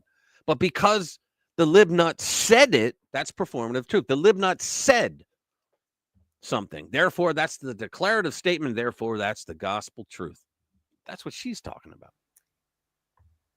And of course, we'll hear more today and tomorrow about how the weaponization of technology and the imposition of artificial intelligence. Oh my goodness. So they tried to get AI to censor. I'm talking the chatbots. They tried to get them to censor people, right? If you went and asked them for because I think the AI is going to take over all the search engines soon. I think the search engines are going to lose out because people are tired of bullshit responses. Right? You don't get all the fluff and the bullshit. You get exactly what you asked for if you know how to prompt it right. But and I think that's what these people are terrified of. See, Hillary understands that they're losing their power. Honest to God, as of right now, this moment, I don't think another Democrat will be elected for another 50 years. I don't. And she's part of the blame. So thank you, Hillary. Unless we act now, become partners to the autocrats. So this is as important an event, and I hope someday we'll look back on this in history and say, I was there. Shut the fuck up. I'm tired of that. This bullshit. Let's see, what else do we have? I think Dr. J is going to be here any minute. I'm going to say, yeah, I carried the whole thing. Let's see. The world is noticing. Here we go. This is good. All right, here we go. Revolver. The world is noticing there's a legit coup underway in the U.S. led by federal judges. I told you I have like 5 or 6 stories on this because I think it's too important to not talk about extensively. Oops, there we go. There's a coup unfolding in the United States. It's reaching a fever pitch, and if we don't stop it, everything we voted for in 2024 will turn to ash. Yes, that may sound dramatic, but sadly, this is exactly where we are in America right now. Yeah, we're on a precipice right now. These fucking judges, if the Supreme Court doesn't rein them in, and I don't think they will, because I have another story about Justice Roberts hanging out in a secret left-wing judge group with Ketanji Brown Jackson and other libnuts. So, and if you need more proof, just look at the Obama-appointed judge who bent over backward to protect bloodthirsty gangbangers, risking the lives of American citizens just to save them. As here, well, let's watch. See what it says. Here we go. Where is it? President Trump invoked the Alien Enemies Act today. Now, a federal judge is considering a wide-reaching order to block him from deporting non-citizens under that act. The president took action, saying the U.S. is being invaded by the Venezuelan gang Tren Aragua. Earlier, a federal judge had granted a temporary restraining order. Notice how Trump doesn't fall when he comes down the steps. 5 Venezuelans under the Alien Enemies Act. It's only been used 3 other times. One was part of the internment of Japanese American civilians during World War II. Which was done by Democrats. The Alien Enemies Act could allow the president to speed up deportations. President Trump invoked the Alien. Yeah, all right. So that's that. So we have a scumbag judge. Well, Justice Roberts, probably. Yeah, a lot of people say there was a thing that went around yesterday that had Ghislaine Maxwell and Roberts in a picture, both, lying down on a lounge chair outside and laughing. It wasn't him, and because some people sent it to me, it wasn't Roberts. It looked kind of like him, but no, this guy was he was a French model supervisor or something. He was a guy that was in charge of, picking French models, And he kind of looked like him, like if you thought years ago what he would look like, but it wasn't him. What else do we have? I'll do that one. Where is it? Here it is. Ready? This'll burn your bagel. This is about Roberts. It says, revealed Chief Justice John Roberts caught in elitist club of judges and lawyers that includes James Boasberg, Burl Howell, that piece of shit, bottom left there, right? Amit Mehta and Ketanji Brown Jackson. So he's in an elite left-wing group with a subordinate to him who is a known lunatic lefty who couldn't define what a woman is. Investigative journalist Bad Kitty, boy, there's a name, unleashed. What is she? Is she on one of those sites that? No, this is Gateway. She's probably on one of those sites that doesn't give real names. Unleashed reported on Thursday that Supreme Court Chief Justice John Roberts is involved in an invite-only club for elite judges in Washington, D.C. The elitist club, America Inns of Court, also includes a radical America-hating judges James Boasberg, Burl Howell, Ketanji Brown Jackson, and Amit Mehta, whatever. All hard-left judges and Trump haters. John Roberts has been Chief Justice of the Supreme Court. Actually, he has not. He's Chief Justice of the United States. I wish they would get that right. Since September 2005. So here's all their friggin' names. Okay.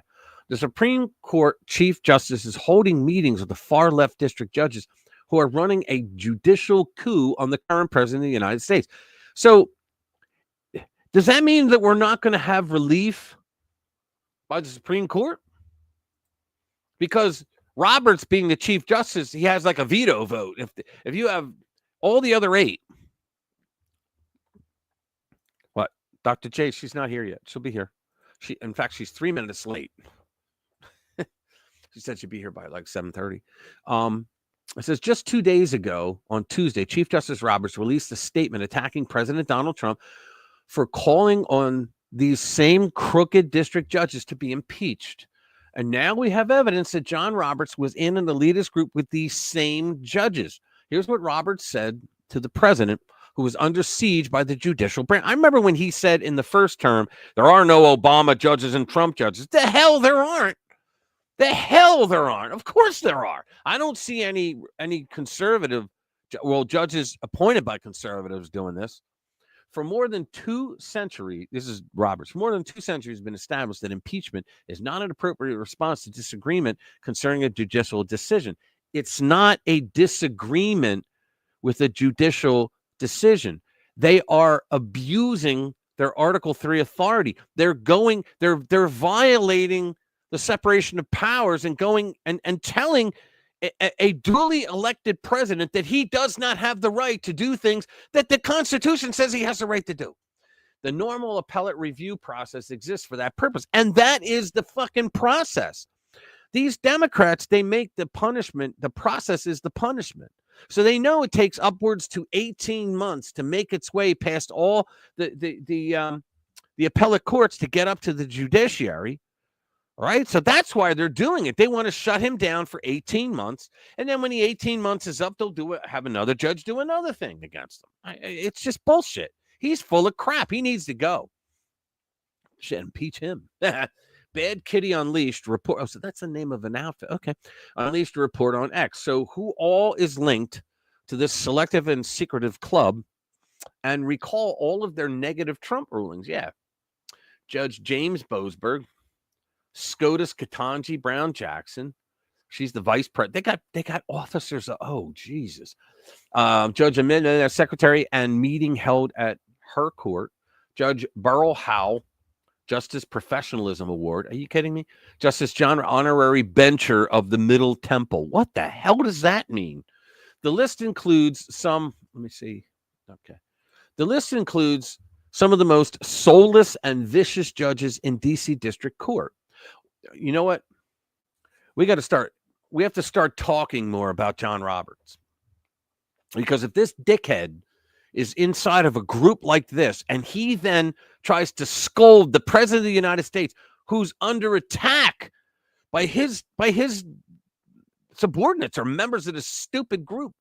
Wasn't it something else that Judge John Roberts broke ethical conduct and stuck up for his brother Boasberg? That's right. George Soros has funded a fellowship at Middle Temple where John Roberts is a master of the bench. First, let me very quickly explain how this secret society called the American Inns of Court came about. In the UK, they have the 4 Inns of Court that dates back hundreds of years. One of those is called Middle Temple. See the Roberts photo. Well, the U.S. created the American version of this in recent decades. There's a massive list of branches. Are you kidding me? The branch many of our judges belong to is the Edward Bennett Williams branch, the EBW Inn of Court. It's so secretive, they deleted most signs of this branch from their website, although they still met. Now here's Judge Burrell Howell. She is a complete piece of human debris. She was nominated by President Judge Boasberg, and VP Ketanji Brown Jackson approved of her nomination.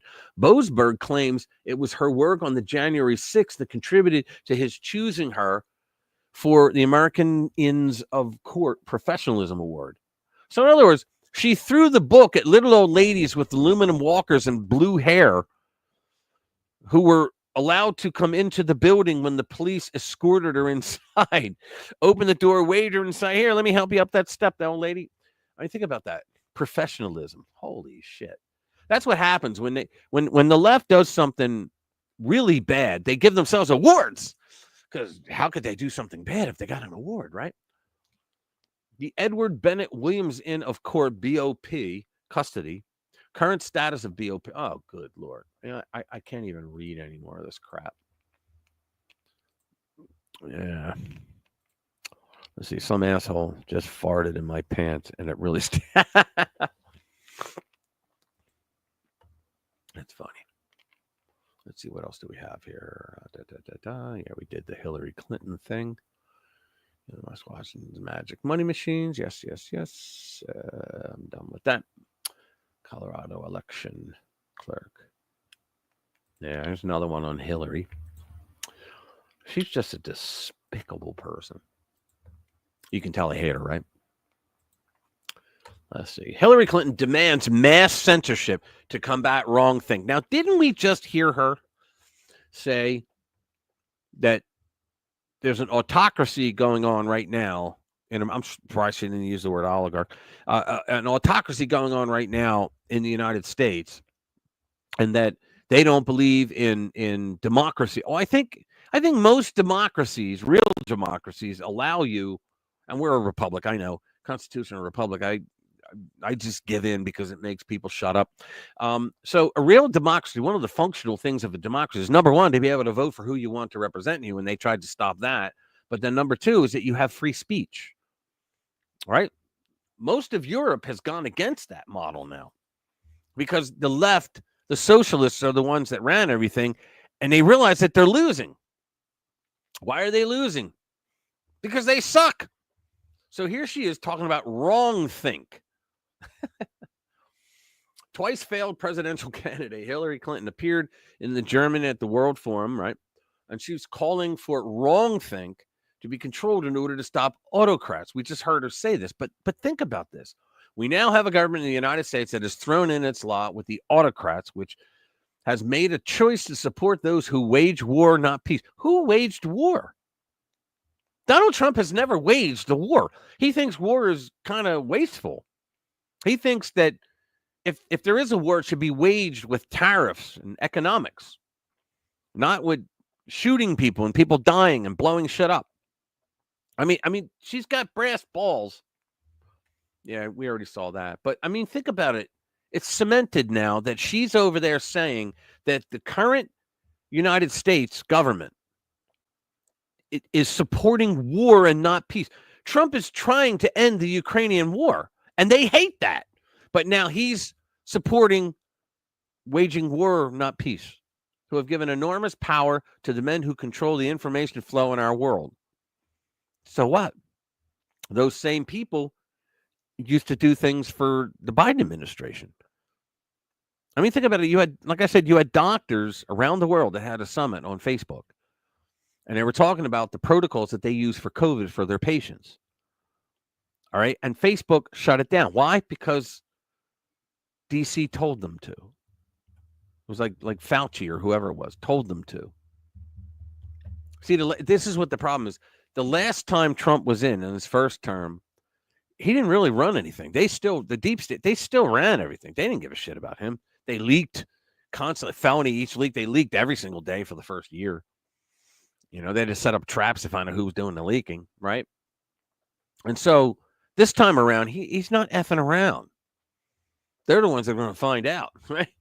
Because now what he's doing is saying, you know what? I don't give a shit what you think. We're just doing it because we have the legal right to, and you're destroying not just the United States, you're destroying the world. So, yeah, exactly. I always am of the class of thinking that the way you get rid of misinformation and disinformation, which the left are just brilliant at. They're masters of that shit. Hey, Sheila, how you doing? What's going on? Yeah, I think the answer to that is more speech. Yeah, and think about this. So I'm going to stick with the COVID thing. So a doctor goes online and he posts, he says, hey, you know what we do? We use ivermectin after the second dose. Guess what? All your symptoms are gone, yada, yada.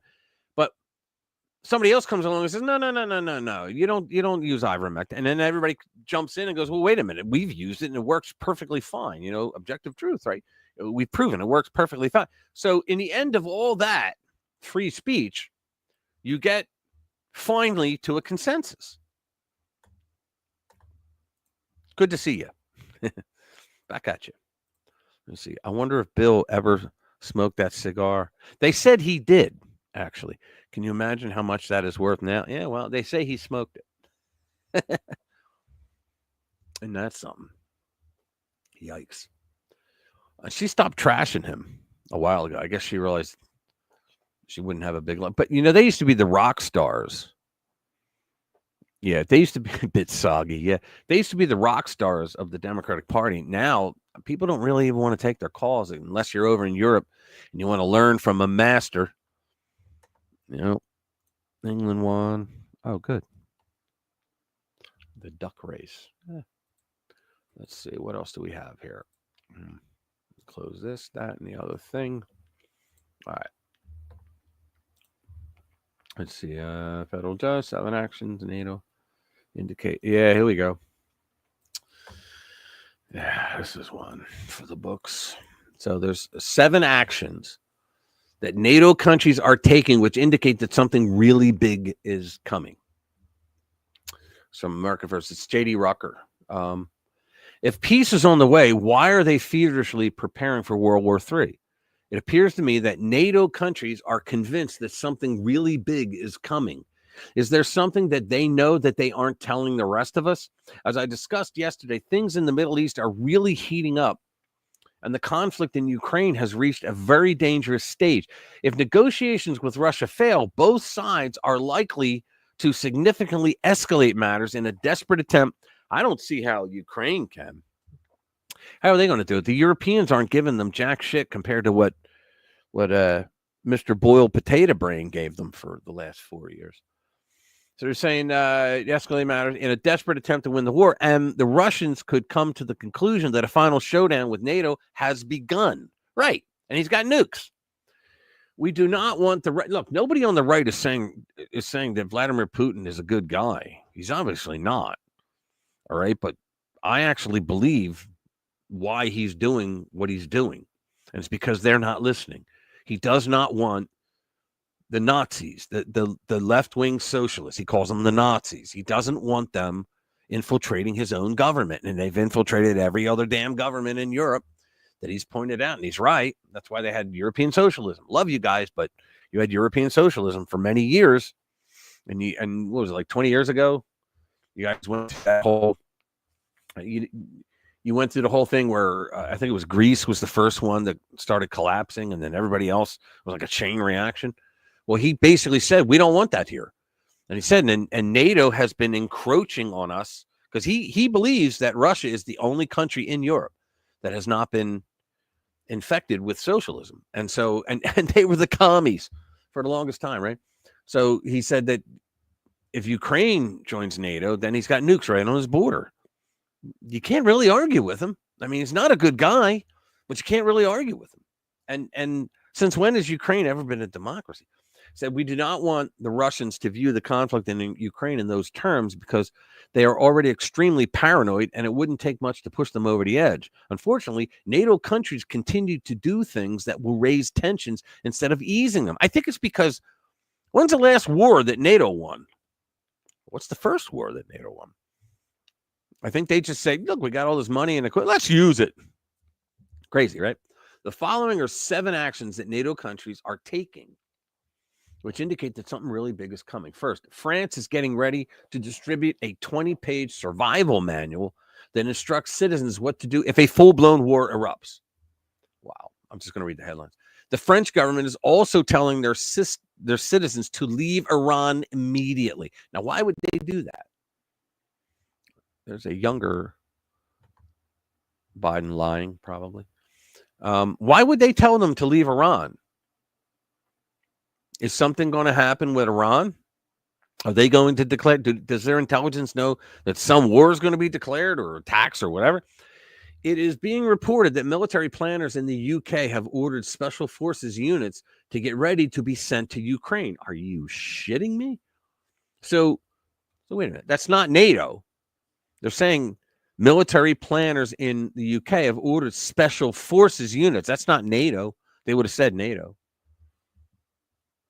Wow. Special forces units were told to prepare for mobilization to Ukraine by military planners tasked with readying forces.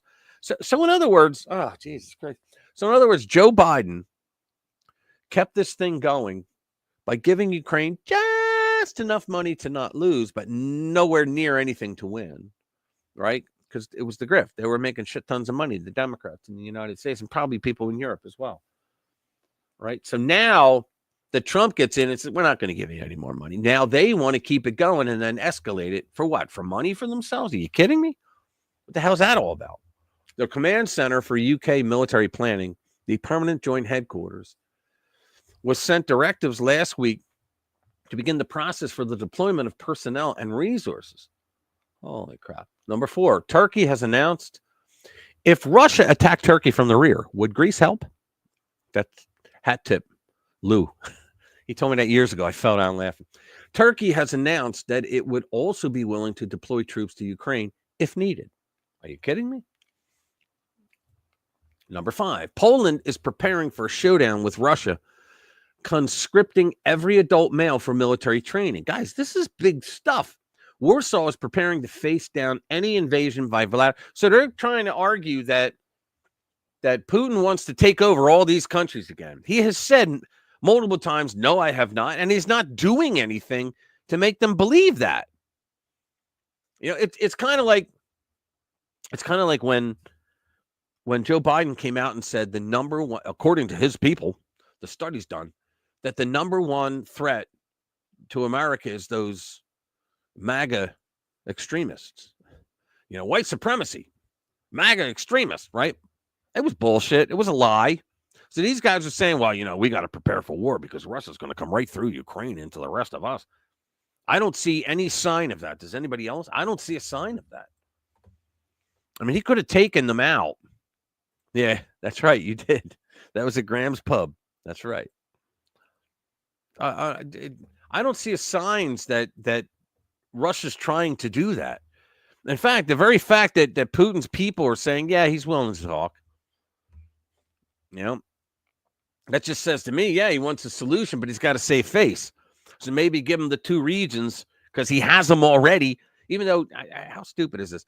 Trump was going to give them back, give Ukraine back those regions. How? By doing the mineral rights inside those regions.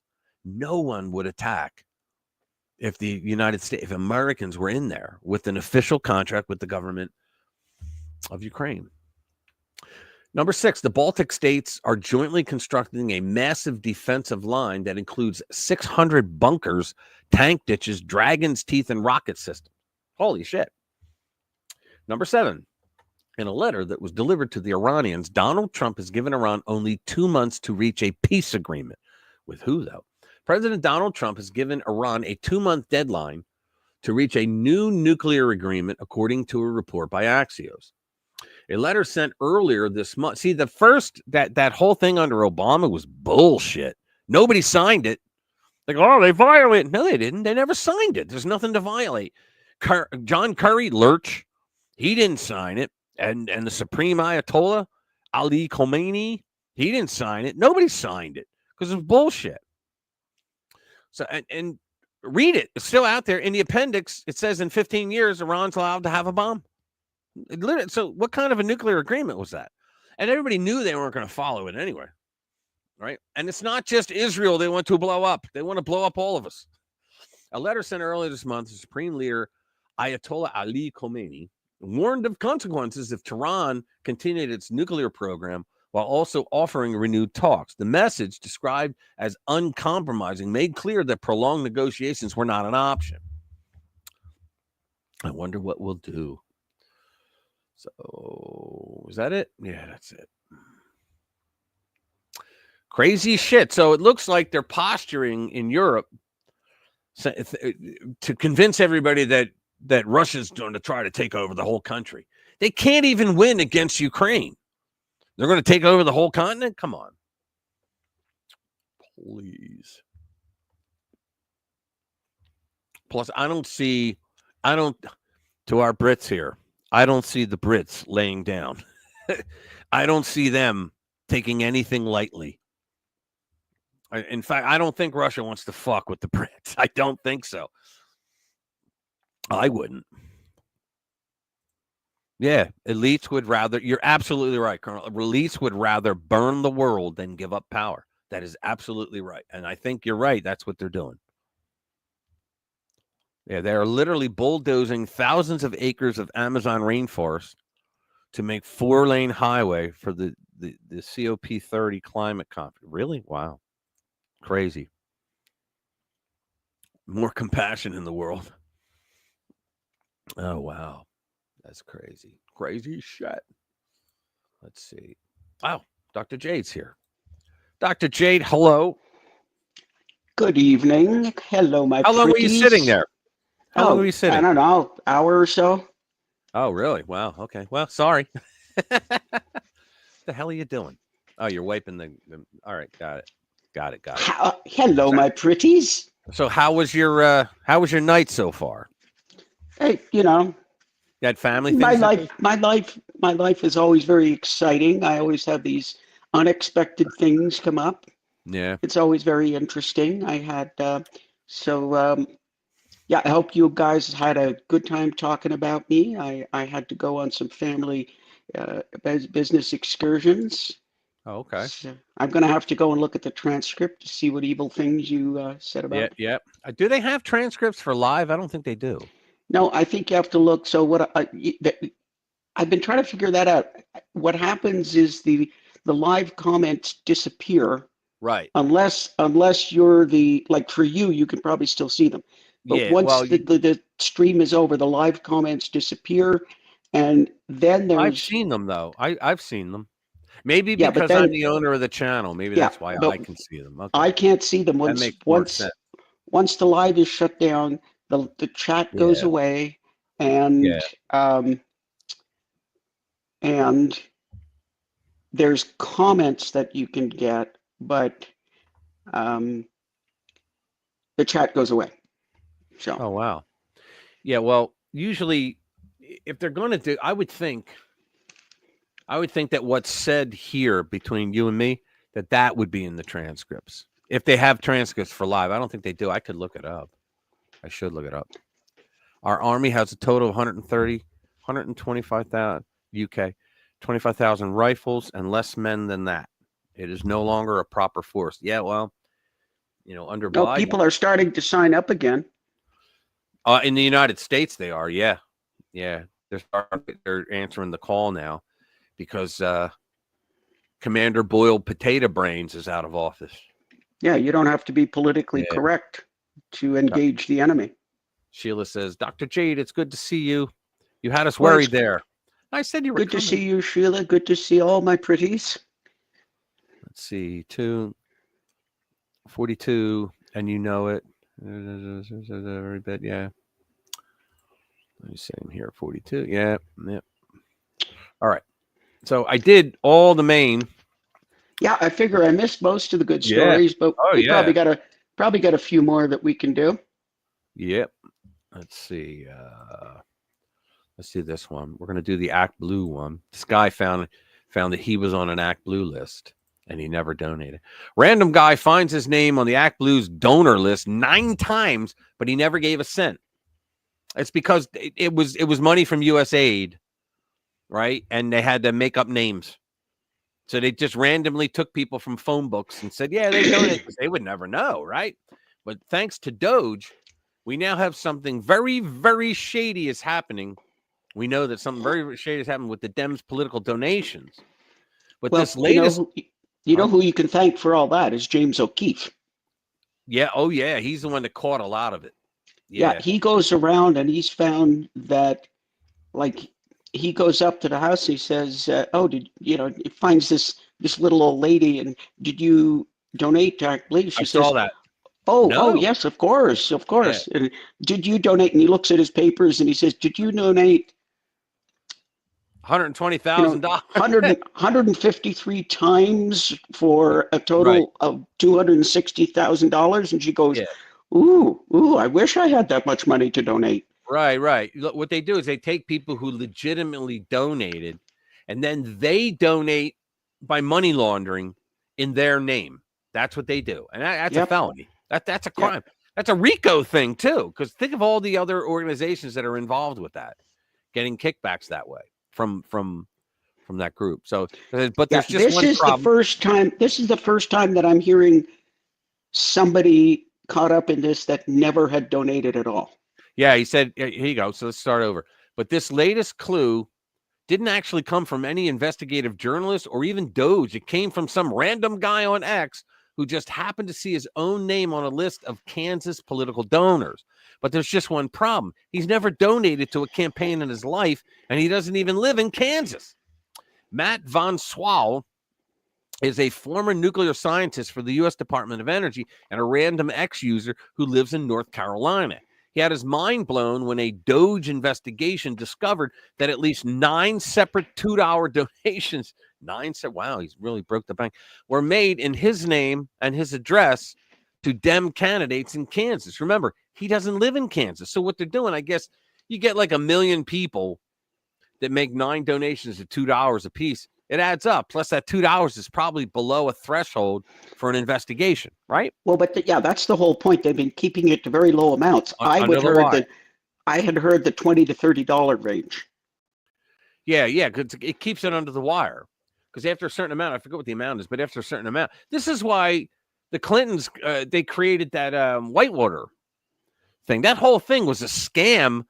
And it started out so that Purdue, the chicken company, so that they could make another donation to his coffers to get more EPA regulations in Arkansas, like wiped away just specifically for them. And so the story goes, it was Michael Kellett who wrote a book about it. And he said that what happened was they asked him for the favor, and he goes, oh, you got to handle that. You got to donate that money. And he said, well, I'm sorry, we already hit the legal limit. We can't do it anymore. I'll take care of that. And he did. And he bought land from the International Paper Corporation that was based in Tennessee and Arkansas, mostly Tennessee. Their headquarters was there. And so they own land in Arkansas, and they sold them that land for under the market value, which in Arkansas started it kicked off an automatic audit, an investigation.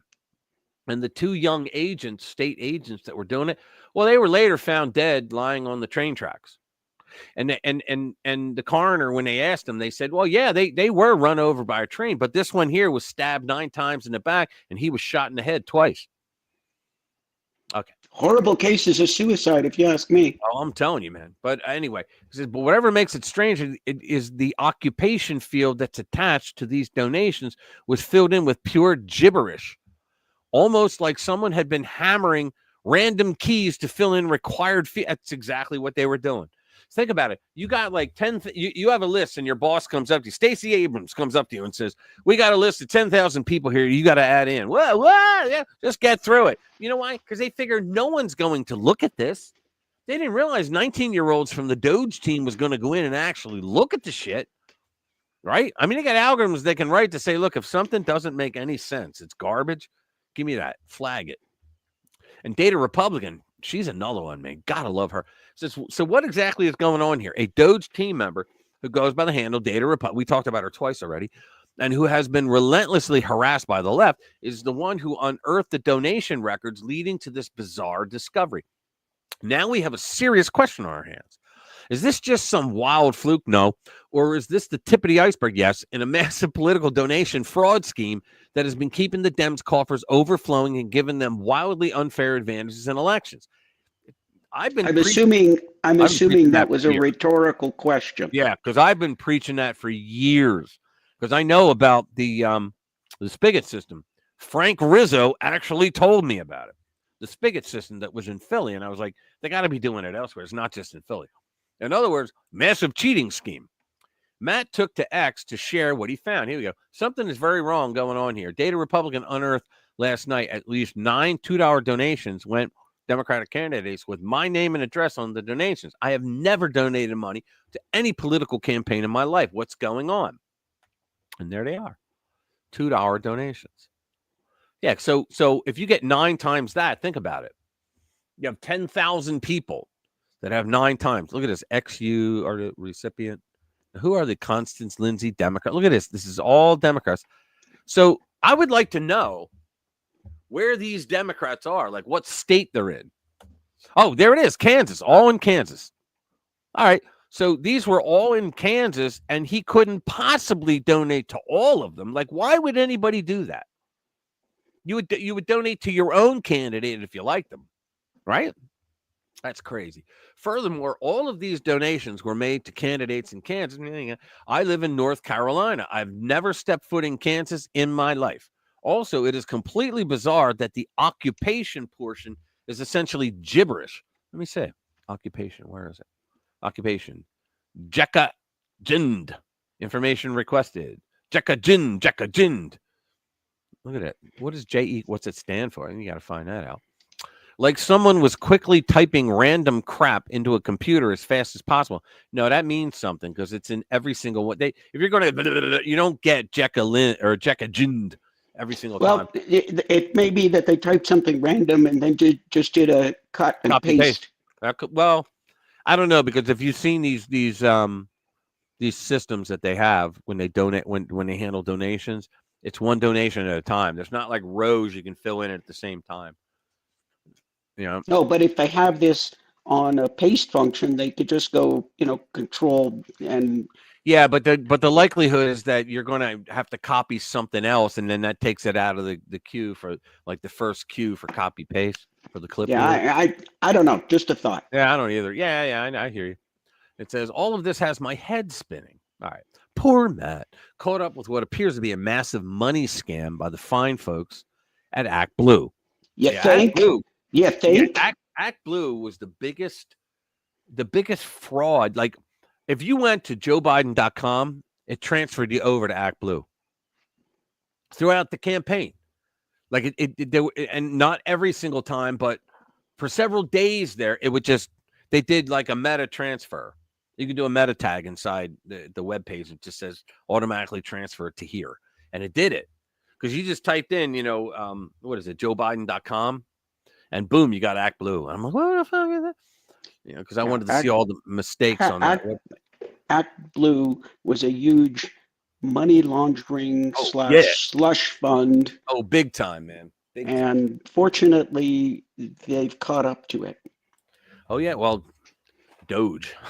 And that's where the saga takes another interesting turn. This isn't just a weird fluke with one guy's name popping up in the wrong place. This looks like part of a much bigger, deeply corrupt operation.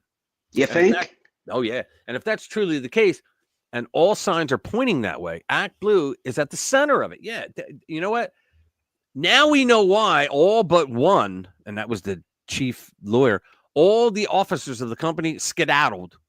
They resigned. They ran away. They're probably in, countries where we don't have extradition treaties. Yeah, I bet you they're out of there. Okay. Well, they were. We reported on that like 2 weeks ago. Yeah, but I mean, we know they left Act Blue, but they left. I wonder how far they went. I like I said, they probably went to places that don't have extradition treaties. You got to wonder if they left the country for places unknown. And here you go, James O'Keefe, like you said. And on that note, investigative reporter James O'Keefe exposed this exact type of donation fraud over a year ago. Massive money laundering, stealing, and cheating scheme disguised as small donor political contribution. These people, these scumbags are very clever. They're very clever. They know how to get around. They first of all, they know what all the laws say. And they know what all the triggers are in the system. So they get around those triggers. Keep the amounts low so nobody notices type thing. Only somebody did notice. And now the jig is up because Elon and his team just handed over the receipts. Yeah, I think that's the one. Well, let's see. Maybe it is. Well, I will say if Act Blue and Arabella Networks. Act Blue is a huge scam, next level. Do you think it's foreign money, Chinese money? Where do you think the money in Act Blue is coming from? And how do you figure that out? Well, it's not coming from from a whole bunch of from a groundswell of public support, because when individual donors are looked at in Act Blue, they eventually turn out to be like diehard Republicans, right? People that have never given money in their life, right? So you're going to track down a bunch of these people where it says, "Oh, I gave $16,000," and they're like, "I didn't give $16,000. What are you talking about?" Some of them said, "I don't have $16,000." Well, if those Republican friends of mine found themselves on the Act Blue list, they're like, "It definitely wasn't me." So that's if it can actually be shown that they are funding firebombing of Tesla charging stations. That's objectively a criminal act. That is funding terrorist activity, and the statutes make clear that an incendiary device qualifies. So that's a big deal. Is a terrorist activity. Yeah. How about that? And we're the ones that are violent. January 6th. Okay. It's the last. What do you have up? The last what? It's the last flailings of a cornered rat, desperate animal. Oh yeah. Well, the cornered rat, and I'm insulting rats. They are absolutely losing their minds. The lefties, because they ran out of all power. They have nothing left. Let me see.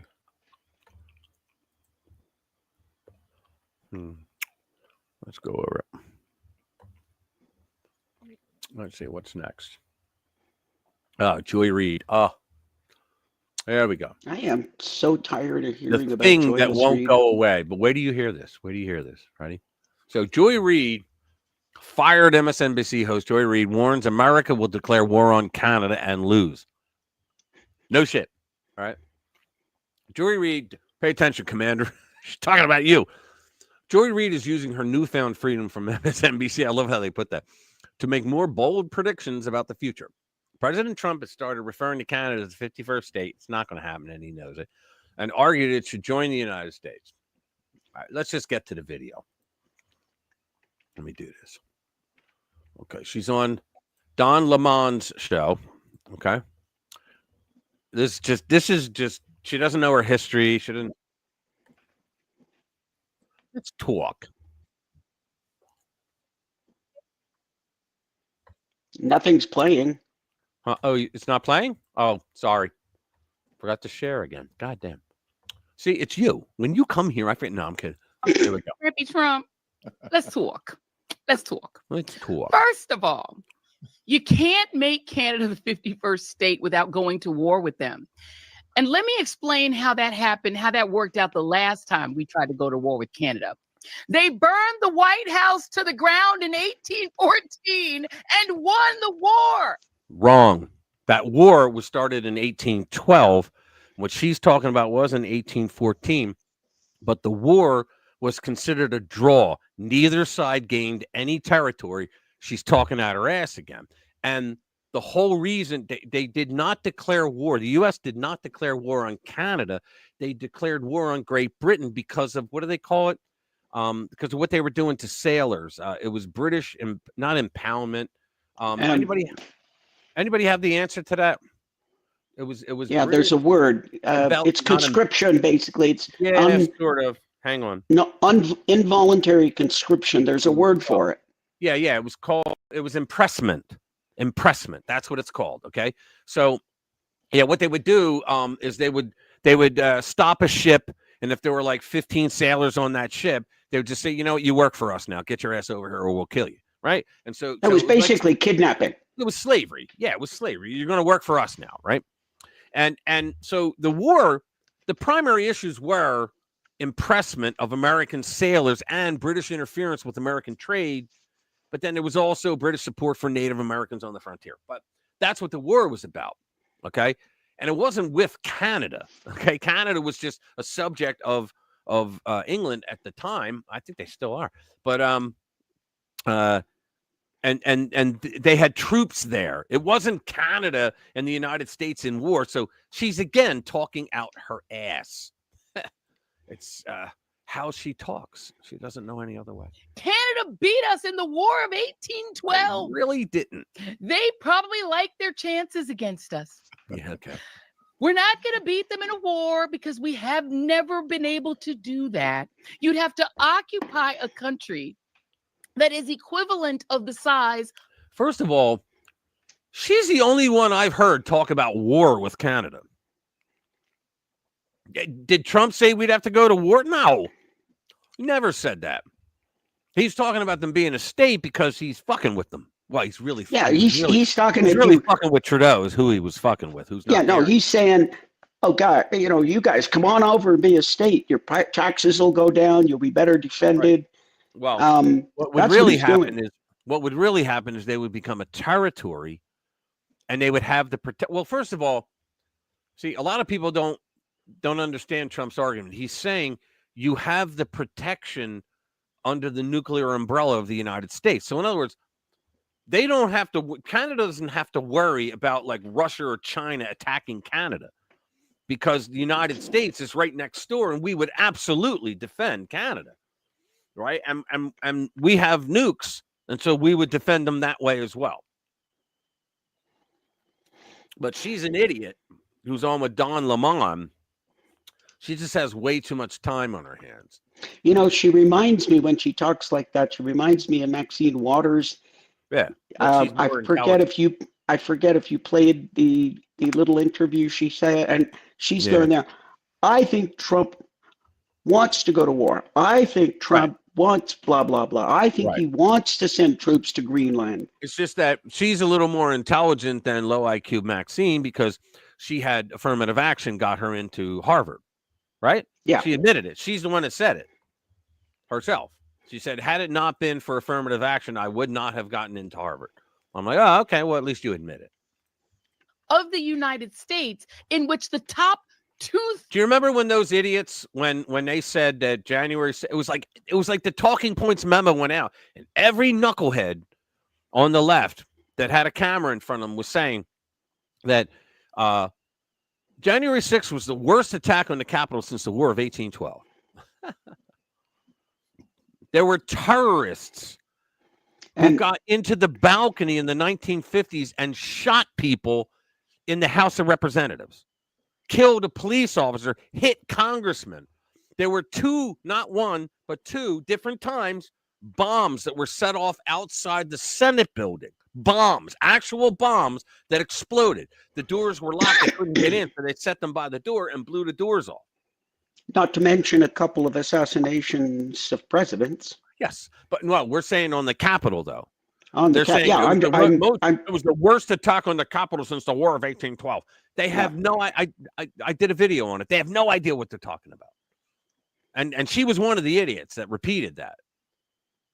I mean, these people, no credibility. But let's listen to her so we can make more. Thirds of it is uninhabited, frozen forest land. See, they don't seem to understand why Trump is doing this. That's like I say, they take him literally. We take him seriously. Right? When Trump says, oh, I know Eddie, he's the greatest guy on the planet. Well, then MSNBC comes out with a report and says, we did an investigative report, and Eddie is not the greatest guy on the planet. It's this guy over here named Keith. I mean, they would literally do that. I mean, think about it. They made a freaking story how President Trump in his first term was at the banquet for the president, and he had 2 scoops of ice cream, but everybody else had 1. That was a CNN story. Yep. And Trump, like as a joke, Trump afterwards said they could have asked for another scoop. They would have gotten it. He said, I asked. Yeah. He's the president. You're at a White House banquet. Of course, they're going to give you just about anything. Ask for another drink, whatever. But it's like when he says it's like when he says he's good buddy with President Xi. Yeah. Well, all of a sudden the libs blow up and say, "Oh, he's in bed with the communists." And that's the thing. And like when he says, and I know, what did he say? And I know taxes more than anybody, or something like that. And they go, no, he doesn't. No, he goes, and I know the law better than anybody. And they go, better than a judge, better than a lawmaker. He's not, when he says, I know the law better than anybody on real estate, he's not saying he knows the law, but what he's saying, that's Queen's talk for, I had to go through so much shit that I understand it. It's hyperbolic, and he knows it. And he knows it, and he's saying it intentionally.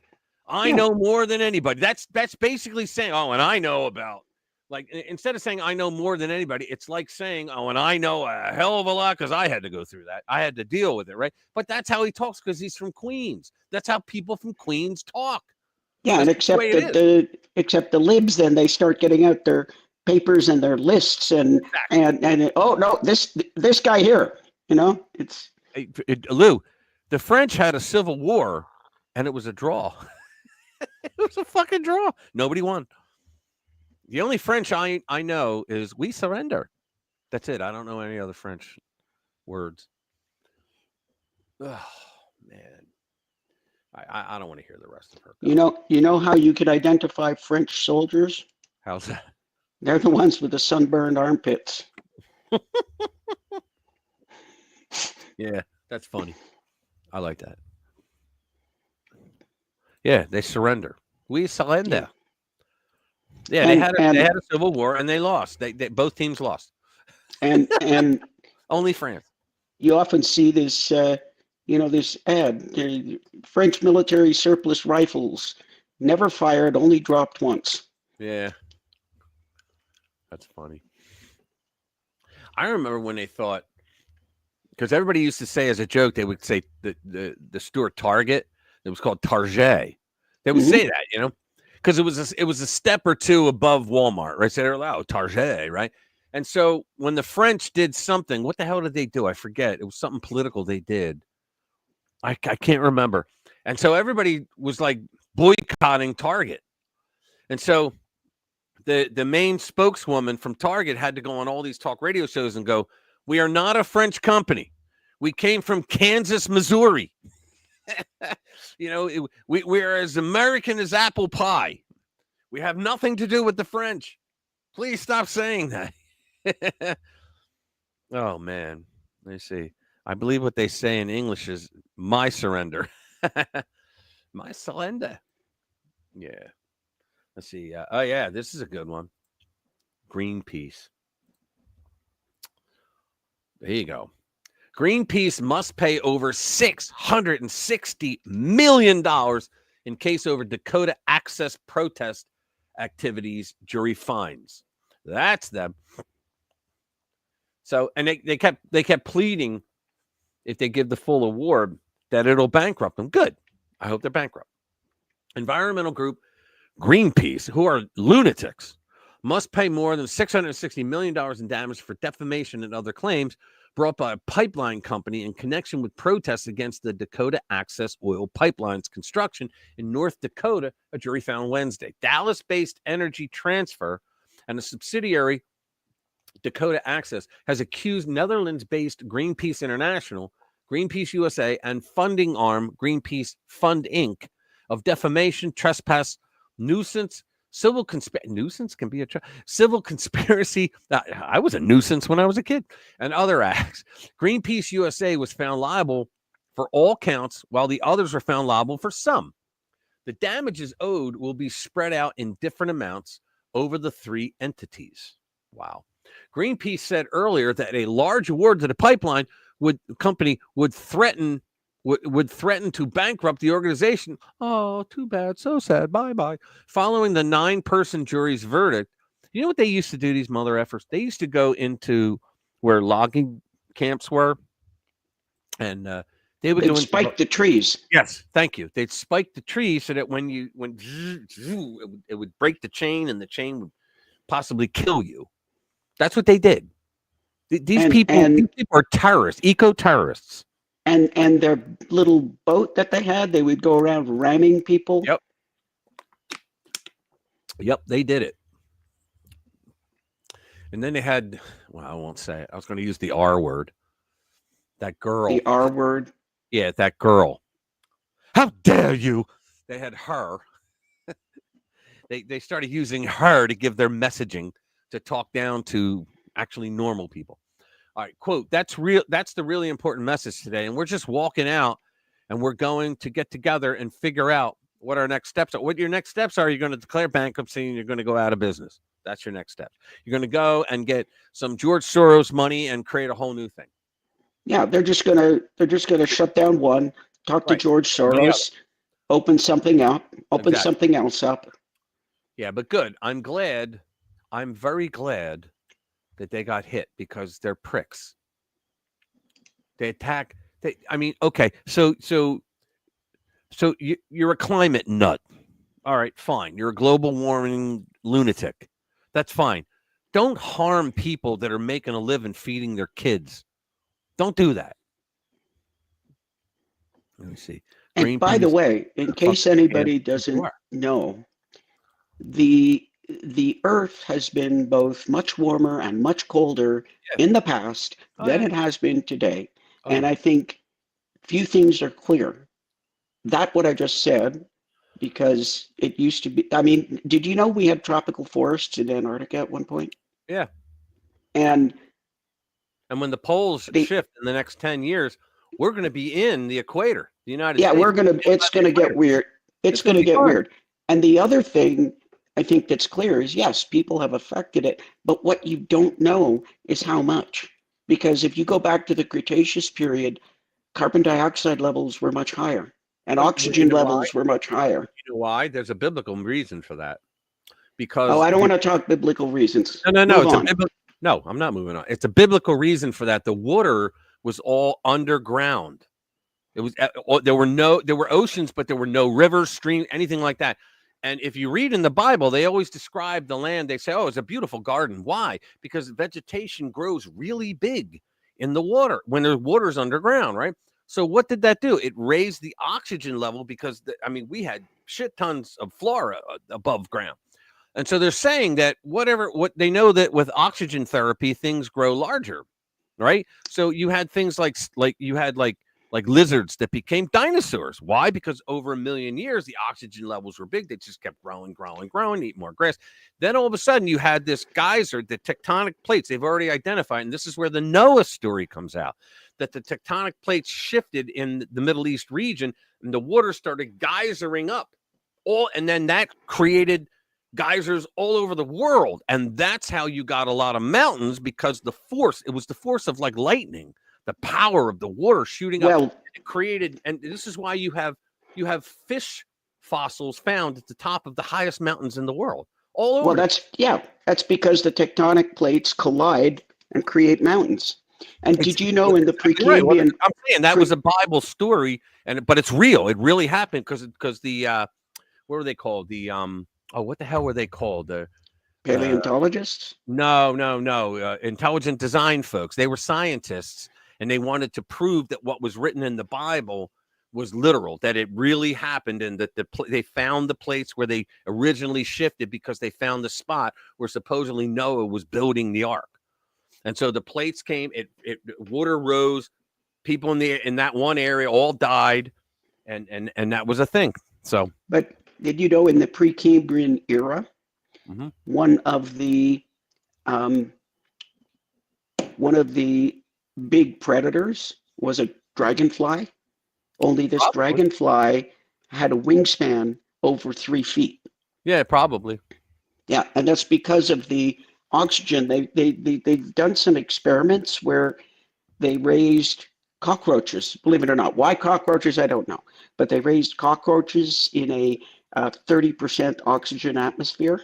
Yeah, instead of the 21% that we have now, and these cockroaches came out to be like 8 inches long. Wow. Well, what they're saying is that after that, the geysers happened and the water all flooded out, and when it receded, that's when we started having rivers that were flowed by the rain coming down from the mountains, and that's when we had lakes and stuff like that. But they said that the oxygen levels started to die now. And that's why insects became smaller, because insects have different respiratory systems. They don't have lungs. They have like what's called little spirals that they basically breathe through their skin into these little pockets. I'm not an entomologist, so I can't describe it that well. How do you know that? You have like time on your hands and you went, how the fuck did these insects breathe? You know, I reach an age where I've looked a little bit of everything. But that's how, and so with the lower oxygen levels, they couldn't get enough oxygen in the body through these little spirals through their skin. And so now we have cockroaches that are this big instead of like monsters. Yeah. And dragonflies that were like apex predators. Can you believe that? They had said that the oxygen level was what caused the mammoth, that they were just like lizards, that would be normal today. A lizard and that they grew really big because of the high oxygen levels and all the abundance of food for them. Yeah, even some of the dinosaurs, it's hypothesized that they wouldn't do very well today. They would. If you transported one, it wouldn't do very well in this atmosphere. Right. Okay, here's one. It's called Finish This Party Off. Okay, this is from uncancelednews.news, which they have some good stories there. So, finish this party off. Former Clinton pollster warns AOC challenging Chuck Schumer could be the final blow for Democrats.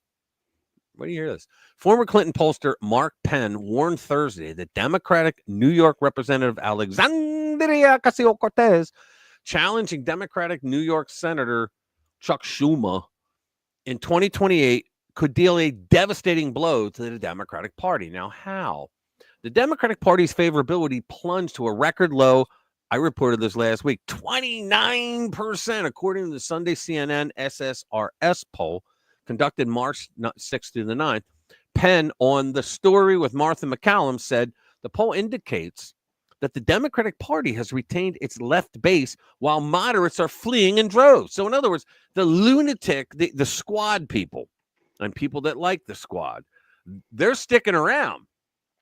But we're going to see like a Whigs collapse here because the Looney Tunes are sticking around while the rest are going, I'm getting the fuck out of here, right? Because they're doubling down. They're doubling down. Yeah, the lunatics are, but the regular Democrats. See, there are still some regular Democrats that aren't Looney Tunes, and they're like, "Fuck that! I'm not going with that." Now, they're not all flooding over to become libertarians or Republicans, but they're not. They're getting away from the lunatics. So well, you'll notice that Gavin Newsom, for instance, hasn't stepped forward to say, "I'm running in 2028." Right. You'll notice that. Although we think he will. We think he might, but he's not going to run if he's heading a party that supports that's all these 20%. Yeah, that's absolute Looney Tunes. So yeah, it says, he's not going to do it because he's smart enough to not be on the losing end. If he knows he's going to lose, he won't run. Oh, exactly. So what I want to see an AOC and Jasmine Crockett ticket. No, that's funny. Let me get on with this. It says, I don't think she's going to challenge Schumer, but if she does, I mean, already the Democratic ratings are down to 29%. I've never seen anything like it, Penn said. That means the left base is with the Democratic Party and the moderates are all leaving the party. So AOC taking off Schumer, wow, that could finish this party off. This could Schumer is a slime ball, though. He's not a progressive lunatic, but he could be if that meant he would have power. This could put it into the wilderness the way the Labor Party was for a decade. Schumer, who is also Senate Minority Leader, has faced significant backlash from within his own party over his decision to help pass a GOP-backed government funding bill to prevent a partial shutdown. He wasn't helping the GOP. Oh, trust me, he wasn't helping. He saw the writing on the wall and that his party would have been blamed for the shutdown. He knew that. There was no way that, because look, Republicans have been pussies since I've been alive. Okay, the Democrats would just say, "Oh, well, we're gonna have a government shutdown. We're gonna blame you." And it's always been that way. But then in recent years, people have learned that like 73 or 75% of the federal workforce is considered essential workers. They never get shut down. Okay. And the rest of them, we always know that they just have, a vacation where they can sleep late and they always get back pay. Right. So nobody gets harmed by this. Nobody. Right. And so because there's all kinds of essential work. Right. So he knew that he couldn't pull that scam this time because Trump would destroy him with the media, right? Well, because Trump doesn't need CNN and MSNBC anymore. He doesn't need ABC, NBC, CBS. He has Fox. He's got Newsmax, OAN. He can go on X anytime he wants and do a Spaces on X. It doesn't matter anymore. He doesn't need them. Schumer has been in politics for a long time, he said, and I would hope that this is his final term. And he opens it up for someone new, Ocasio-Cortez said. Democratic Representative Ro Khanna publicly called for Ocasio-Cortez to challenge Schumer in the 2020. See, these people, they don't even think things through, right? Ocasio-Cortez thinks because she's got TNA still and she's young that she's going to get a boatload of people that are going to vote for her over Chuck Schumer. It's not going to happen. I'll tell you right now, that would not. And plus, she's barely a member of the House. She doesn't know what the hell she's doing. But if they wanted it to happen, your voice, they'd lie, cheat, and steal. You know that. Your voice just went. What's that? Yeah, your voice just went. You sound metallic. Okay, you can't hear me? I can hear you, but it's all metallic. Right, let me try something. Okay. Yeah, you did that before and it worked. Whatever you did. Yeah. Now I can't hear you, but I don't hear that either. Okay, how's that? That's perfect, right there. Yeah, that's perfect. All right, cool. So go ahead, say what you were saying. Oh, wait. Oh, what I'm saying is. No, we're back. We're back to metallic. Sorry. We're back to metallic. Yeah, you can barely understand you. All right, let me try this again. I may have to sign out and sign back in. I think that's what happened. What worked the last time. I'll bring you right back in if you have to do that. Yeah, it's all metallic like. Did that make a difference? Nah, you're still metallic. I'll be back. And I hear static and shit. Where'd she go? Yeah, she'll come back in and it'll be all right. But let me see. Dr. Roboto. Yeah, exactly. All right, she'll come back in now. Let me see. Earth is 4.7 billion years old. There she is. All right, you're back. Okay, what's that sound like? Perfect. Okay. Perfect. So go ahead. What were you going to say? Oh yeah. What I was saying Our is creators. If they want it to happen, they'll make it happen. They lie, cheat, and steal. Oh yeah. Yeah, but you know what's funny though is if you think about this, a lot of the press, because a lot of the press that's left over, they went and kissed the brass ass. I wouldn't say the brass ring down to Mar-a-Lago. They went down to Mar-a-Lago and kissed Trump's ass, like Joe Scarborough and whatever her name is, Blinka, whatever her name is, his wife. Yeah. They went down and kissed ass, and so did several others, because they realized that they could lose their jobs, and we've seen many of them did lose their job. Now, why am I mentioning that? Because they're not going to, like we just had, what's her name, Don Lemon and the race lady from MSNBC. They lost their jobs, right? So they don't have that Praetorian Guard anymore. The Democrats, right? They don't have it anymore to protect them, and so and they're not used to anyone standing up to them. When's the last time you saw somebody that has a set stand up to the Democrats? Reagan? Well, and then Trump. And next Trump. And you know who else? Ron DeSantis. Right, Ron but DeSantis, I mean, in the White House, I mean, Ron DeSantis Bush, very good at that. Bush, either one. Yeah, they were pussies. Yeah, I mean, I don't think we've had a decent candidate. And then, yeah, what's his name from Utah? Romney. Romney. Yeah, what a piece of work he was. He's a piece of work, and he's the one who apologized for mathematics. Yeah, exactly. In case anybody doesn't know the reference, he stood up and said something about the percentage of inmates in federal prison that were black, and it's something like 40-some%, and he had to apologize for math because they called him racist. And of course, if you're arguing with a Democrat and they call you racist, they automatically won the argument. Well, that's how it used to be, but now they're learning from Trump. Just laugh at them, point and laugh, and give them the middle finger. Right? They've done it so much that hold on, I was a devoted follower of Doug Vogt or Vote, whatever. He was very base Republican on most issues. He brought Obama birth certificate. Yeah, well, so did Dr. Phil Valentine. He did Lou and I watched that. He did it was like a 3-hour thing on the birth certificate. And he pointed out, and it was not a birth certificate, it was a certificate of birth, which is quite a different thing. It was basically what was used as a notification to send to the papers. You know how in the newspaper they'll say a baby boy was born to the Smiths this week. All right, that's what they would do. It was a notification. Well, what he had was a Hawaiian certificate of birth, of live birth. It wasn't a birth certificate. It was not an official state government form. And what he put up was bullshit. Haven't we wasted enough time on that? His mother was from the United States. Yeah.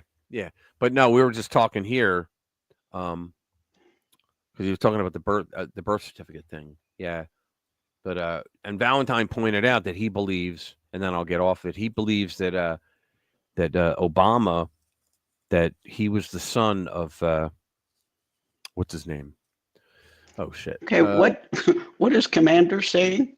What is he saying, Linda? You know I'm going to call Darth Jader from now on. What did I do? What did I do? Call her Darth Jader from now. I don't know. Hang on. Malcolm X. That's who they think.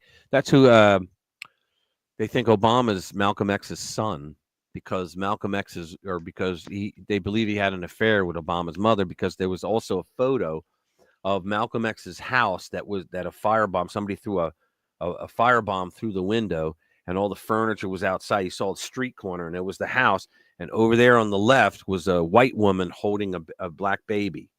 And if you look close enough, you go, it looks like Obama's mother. And she wasn't the implication is not she's the one that burned the house down, but it's that she was the mother. Now that I don't believe. Probably she was. No, she probably was, because the husband, the father, was he was a Marxist. He was over here studying Marxism so that he could go back to Kenya and fight the Marxist cause. And then she went. So Barack, at a very young age, learned from his father that ideology was much more important than blood. That's what he learned. And then the mother, not long after that, abandoned him because she wanted to study critical thinking, which is Marxism, right? And so that's when they sent him to live with his grandparents, the white grandparents, and they were known to attend what was called the Little Red Church, which was a communist church in the United States. And then Frank Marshall became his mentor. Frank Marshall was known by the FBI. They had a standing order that he was on a list of people that if Russia ever attacked the United States, he was to be detained, because they didn't know if they would use him as a sleeper, like to coordinate things here. So, I mean, that's what he was involved in. I'm bored talking with Obama. Yeah. Well, he's another one that's roboting. What? Because of Dr. Jade's roboting, Bass said. Oh, because of my voice.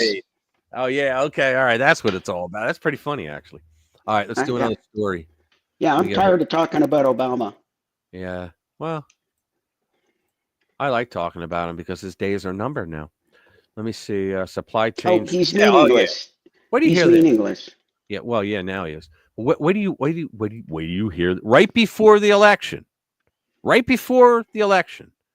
Joe Biden killed 8 million chickens just to fuck with supply chain. Yeah, was it 8 billion? I thought it was like a million and a half. No, it was 8 million. Supply chain sabotage. Biden killed 8 million chickens right before Trump entered office.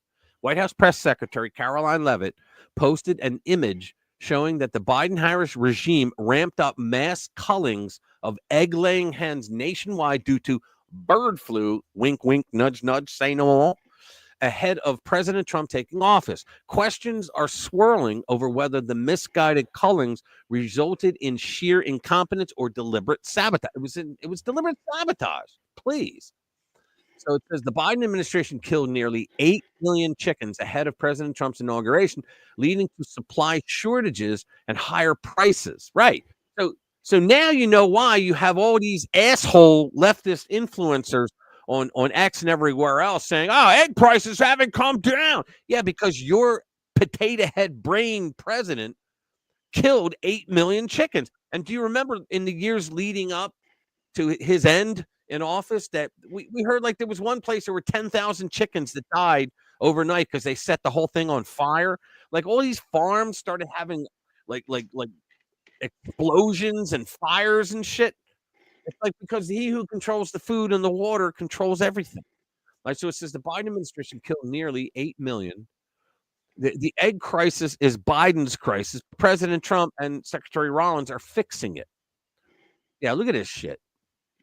Poultry birds culled due to HPAI by week. Look at this shit right here. That's January 19th, guys. The day before, the peak was that the day before he took over. Earlier this month, Elon Musk wrote on X, quote, "It's true, there was an insane slaughter of 150 million egg-laying chickens ordered by the Biden administration." That means leading up 8 million, like the day before he took. I mean, can you imagine? Wow. Democrats and the leftist corporate media cult tried to pin the egg crisis on Trump. I remember that. They're egg price. I'm like, why are they focusing on egg prices? And the asshole wanted you to believe, because I don't believe they're that stupid, but they thought you were, and that you would believe that on January 21st, egg prices weren't down. Trump lied. He said he was going to do it on day one. These people are just disgusting. It's just unreal, man. Was that Chucky? Was that Chuck Schumer? Chuck U. Schumer. Ah, well. Yeah, so he murdered all those friggin' chickens. You got to wonder, who would do that? Like, why would he do that? Biden was also absolutely the worst. Oh, he was the worst president. There's no question. Obama, I remember every day of Obama, 8 years. It seemed like every day he did something else to harm America, nothing to help. But Biden was Obama on steroids for doing that. It was like every day he made decisions like, why the fuck is he doing that? Because there were some decisions where it just hurt America. It didn't help anyone. You know, like with the Clintons were very simple to understand. If they could do something and it helped them, they would do it. If they could do something and it didn't help them, they wouldn't do it. But if they could do something and it would harm someone they didn't like, they would do it. But if they could do something that wouldn't harm someone they didn't like, they wouldn't do it. It was all about them. But Biden did so many things to harm people, and I don't know of much that he did to actually help people. I mean, even to, like, in other words, he put that equity into every single program and policy and department that they had, and that was helping his voters, but it was screwing everybody else. Okay. Tell me about a problem. You're a robot again. You're a robot again. Yeah, sorry. I don't know what's up with that.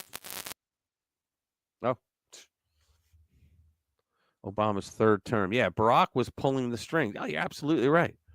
He absolutely was. 6 to 11 months for chickens to, yeah. And think about it. He did that to screw with Trump. I mean, think about that. Think about that. Welcome back. Think about that. They did that to screw with Trump, but they screwed all of us. Say something. 1, 2, 3, 4. Am I in? Aces. Okay. Perfectly aces. Okay. Yeah. Don't touch anything. Yeah, but we're just don't mess with me, bro. I'm talking don't about. Mess with. Don't taser me, bro. I'm talking about like Joe Biden killed all these hens to screw with Trump, not caring that he's screwing with the American people. They don't care. They did not care. They threw us under the bus just for one political point they wanted to make. Trump screwed egg prices up. And most people would be like, how did he screw egg prices up? He just became president. Within the first 4 weeks of his presidency. Yeah. It's like, what? Excuse me? But here's a question for you and all of our viewers. Tell me about one problem the Democrats have solved that they actually hadn't caused. I can't. There's a thing called, what is it? Something Pareto. I forgot. Let me look it up.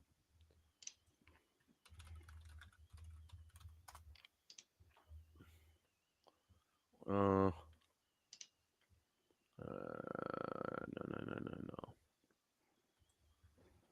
What are you thinking about? Hold on. There's a term. I'm just trying to find it. What is it called? I mean, these people are all evil narcissists. You know that. Oh, they are. Oh, you know it. Shit. Yeah, there's a term. It's God damn. I can't remember what it is, but what the term? It's like something Pareto. Pareto. What the hell is it called? What's the meaning? Well, okay. The meaning is that for a government program to be successful, or any program, any endeavor, any program, anything that you do, it has to help at least one person and not harm anyone. And there hasn't been a program like that in 200 years. But that's what business looks at. That's a model that business looks at if they're going to create a program that we must prove to be a success. We must prove that it helped at least one person while harming no one. But see, the Democrats, they've always played one group of Americans against another. Well, we want to give, hermaphrodites these grants of $100,000 each because, damn it, it's hard to be a hermaphrodite. And we'll take that money out of this group over here that paid into it for you. This is what they do. Hold on.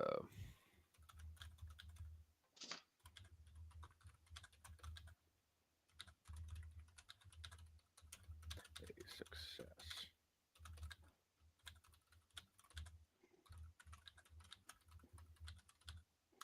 You should play the Jeopardy music. No. Yeah, you need to play the Jeopardy music while you're typing and not. Screw that. Well, you could read a story. Let me see. Well, I don't know what you've read and what you haven't. Almost read. everything. Yeah, that's the thing. I'll read a story next week. I'll read a story next week. All right, good, because I have that Dr. Jade moment thing that I want to play. Don't do it. The intro. No, it's good. It's actually good, but don't do it now. No, I'm not going to do it now. I'll try and find it. I'll try and find the JO who got caught messing with. You know what gets me? Well, let's get into it first. All right, idiot leftist keys neighbor's Tesla. And then enters his apartment, all caught on the vehicle security. They don't realize that as soon as somebody approaches a Tesla, all 12 cameras go on, and you're being filmed. Unreal. This idiot leftist just got caught red-handed. Footage circulating on social media reportedly shows a man in Toronto keying a neighbor's Tesla before walking into his apartment. Keying a car involves deliberately scratching its paint with a key or sharp object, normally as an act of vandalism. Little does the man realize that's like walking into a bar with a shitload of people and going, all right, give me all your money. And they all turn around and throw guns at them because they're cops. Yeah, no, it's like it's like trying to hold up a donut shop. Yeah. Keying a car involved in a vandalism. Little does the man realize that the entire incident has been caught by the vehicle's camera. Let's see if we can view that. Share this instead. So far, you can stop it. That's already it's all about. Hold on. Blowing up ever since we went on the ground. Yeah, that's not it. That's not. The hell am I looking at? Hold on. There's supposed to be this one. There it is. There you go. Keys right there. That is it. It's him keying it. Now he's going to go inside. But it caught him. See, that's the guy. And the Tesla. What a jerk. There was another one similar to that, and oh, that's what you meant. Okay. Yeah, there was another one similar to that too, and Bobby's funny. That video went viral, and somebody found the guy and confronted him, and actually got pictures of him and took pictures of his license plate, and the cops caught up to him. Oh wow, nice. And you think about it, yeah, it's a felony. You think about it. What did Elon do wrong? Nothing. He was hired the wrong way. He voted the wrong way. He was hired by Trump to find waste, fraud, and abuse of our taxpayer dollars. And now these jackasses are out there trying to destroy his company. I mean, he was the darling. He was the darling of the left. Yep. For finding, think about it, Jade, for finding money that will help lower our taxes by not spending all those trillions anymore. And they go after him.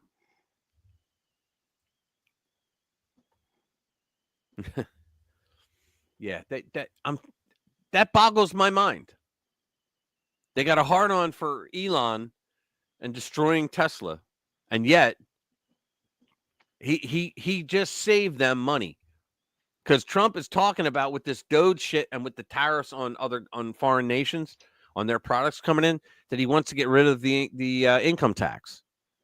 And so yeah, they're attacking I don't know a if that's guy. going to happen. Yeah. No, it could. It's very feasible, because he's doing the external revenue service, and he's going to do taxes and tariffs.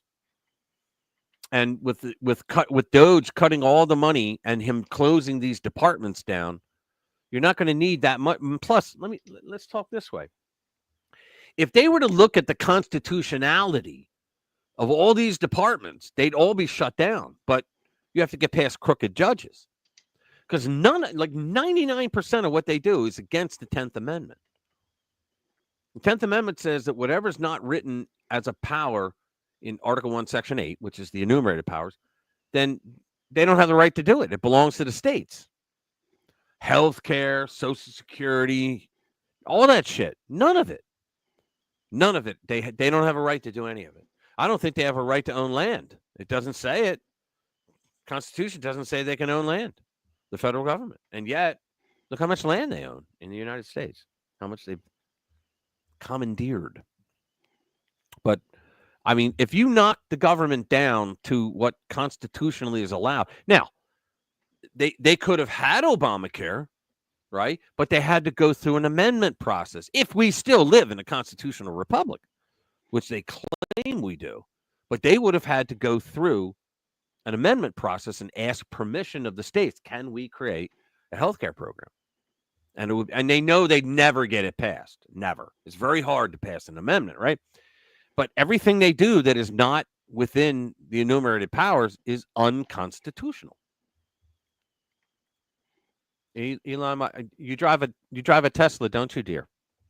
Elon Musk only owns 12.8% of Tesla. The other 87.2% is owned by companies funding your 401ks. Right. Yeah, so do I. The problem, Lou, is that it hasn't been adhered to. When's the last time anyone stood up and said, whoa, wait a minute. You don't have the power to do that. We don't have what kind of Congress? We don't have the power to do that. We can't do anything that's not in Article 1, Section 8. And in fact, I mean, when you talk about the General Welfare Clause, right? The General Welfare Clause is exact opposite of what the progressives and the libnuts say it is. The General Welfare Clause is basically saying that the only way that you can tax people for any program that the federal government creates is if every single person who will pay that tax gets a benefit of that program.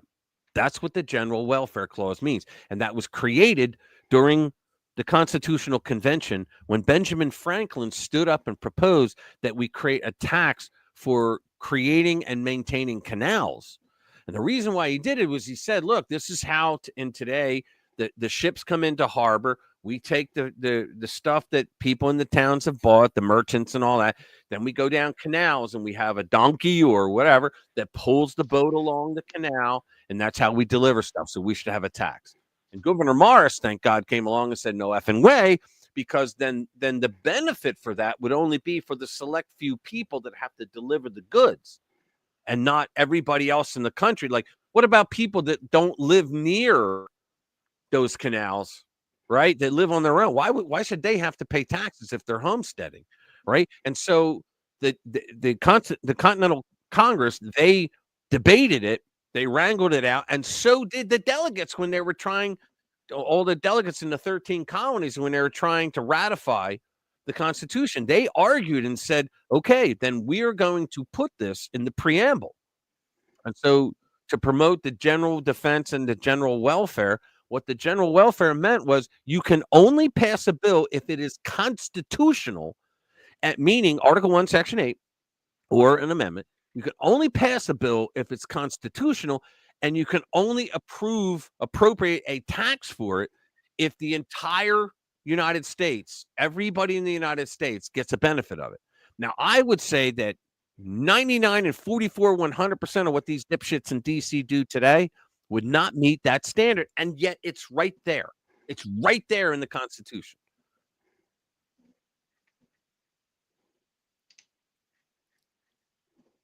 Pam, you're being asked, which Tesla do you have?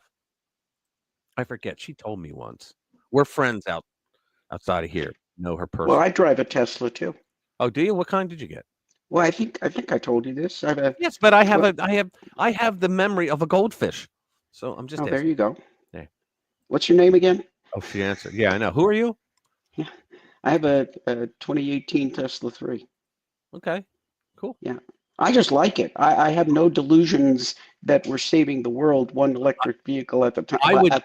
At a time. Let me say this. I've heard so much cool shit about them that I would buy one, except that I don't want to stand 20 minutes at a charging station. I never do. Well, you charge it at home. Plug it in when I come home, and I got you can charge it up to 300 miles. Unless you're going to try more than 300 miles in a day. Well, you just plug it into your. That's the point. And if you have when they finally have enough charging stations where I can just go down the street and there's a gas station, there's also a charging station in every one, that's when I'll buy a Tesla. Yeah, seriously. And if you want to do long trips, in fact, the GPS in the Tesla, you would push one everybody button. in her family has a Tesla. Yeah, if you in the GPS in a Tesla, if you push one button, it will calculate along your route. Say you do a 1,000-mile journey. Right. It will calculate every charging station along the way, and it will tell you how long you have to be there, and it will tell you if the stations are active or if there's a problem. Right. And you can, and I just like to people get your phone app and say, come to me, and the fucking car starts up and drives up and pulls up right in front of you. Yeah, it'll do that. That's the part I like. Yeah, I haven't thought to use it for, cross-country trips, but I've spoken to people who have, and they say it's no problem. Now, what you do is, and typically at these supercharger stations, it's 30 minutes for an 80% charge. So it's really not bad. You go in. 30 minutes though, but see, that's the thing. I don't want to wait 30 minutes for a car to charge. Aren't you going to go in and have lunch? Not you're going to go have a snack, stretch in your a legs? gas station. I'm not going to have. I'll get some Fritos, and a Coke, but I could eat that three times over in 30 minutes. I don't plan to take mine on. Wait, you don't like those little roller hot dogs? I do sometimes, but you know what? I like the bigger ones, the beefsteak hot dogs. They're good. Yeah, I don't know. I look at those things. Sitting there for 6 months. I wonder what year they got put into the roller fryer. Yeah, I know. So, but anyway, I mean, I like the idea of it. But you know what? If they come out with so it'll take 5 minutes to charge your car from dead to full, I'm out there getting one. Here's what I want. I want something the size of a 9-volt battery. Okay. Nuclear. You're talking nuclear at that point. That unplug, plug, and you're ready to go. That would be nice, but that would be nuclear. That's the only way you could do that. But if they could get a charger, no, it's not nuclear. It's dilithium crystals. Dilithium. All right, number one. Okay, number one. Follow me. Yeah. All right. Let me see. What did Chris say? Here we go. Tesla needs to offer anti-vandalism, tar and feather mode. Yeah. That would be great. Do you have any lunatics in your area that are attacking your car? Yeah, there was up in Boulder. There was a couple of people who, I think there was somebody shot up a dealership and burned some cars. Yeah, I was saying, I was thinking of I would look at one of them and because there's a lot of cool stuff in them, but they're very cool. I can't sit around for 20 minutes while it's charged. I just can't do it. I never sit anywhere. I drive as long as I don't want to drive more than. Would be different from yours. I would be driving more than that, and I don't want to see. I don't have to worry, and plus I have my little app on my car that tells me where the gas stations are, and tells me the prices and all that. It'll take me right to it. But I don't have I don't have, I would fear, like, well, there's not enough charging stations, I don't think. But I would fear, like, well, what if I start to run out of juice and there's no charging station? What the hell? I got to constantly be, like, aware of that? No, I don't like that. Worst comes to worst, you have a 110 charging cable. But that takes a long time to charge. Yeah, but Pam, men don't shop. She goes, I shop when I charge. Yeah, well, we don't do that.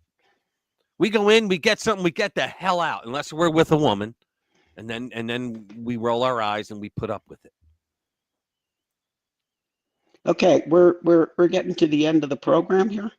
Yeah, well, we could do a couple more. Mm-hmm. You haven't been here that long.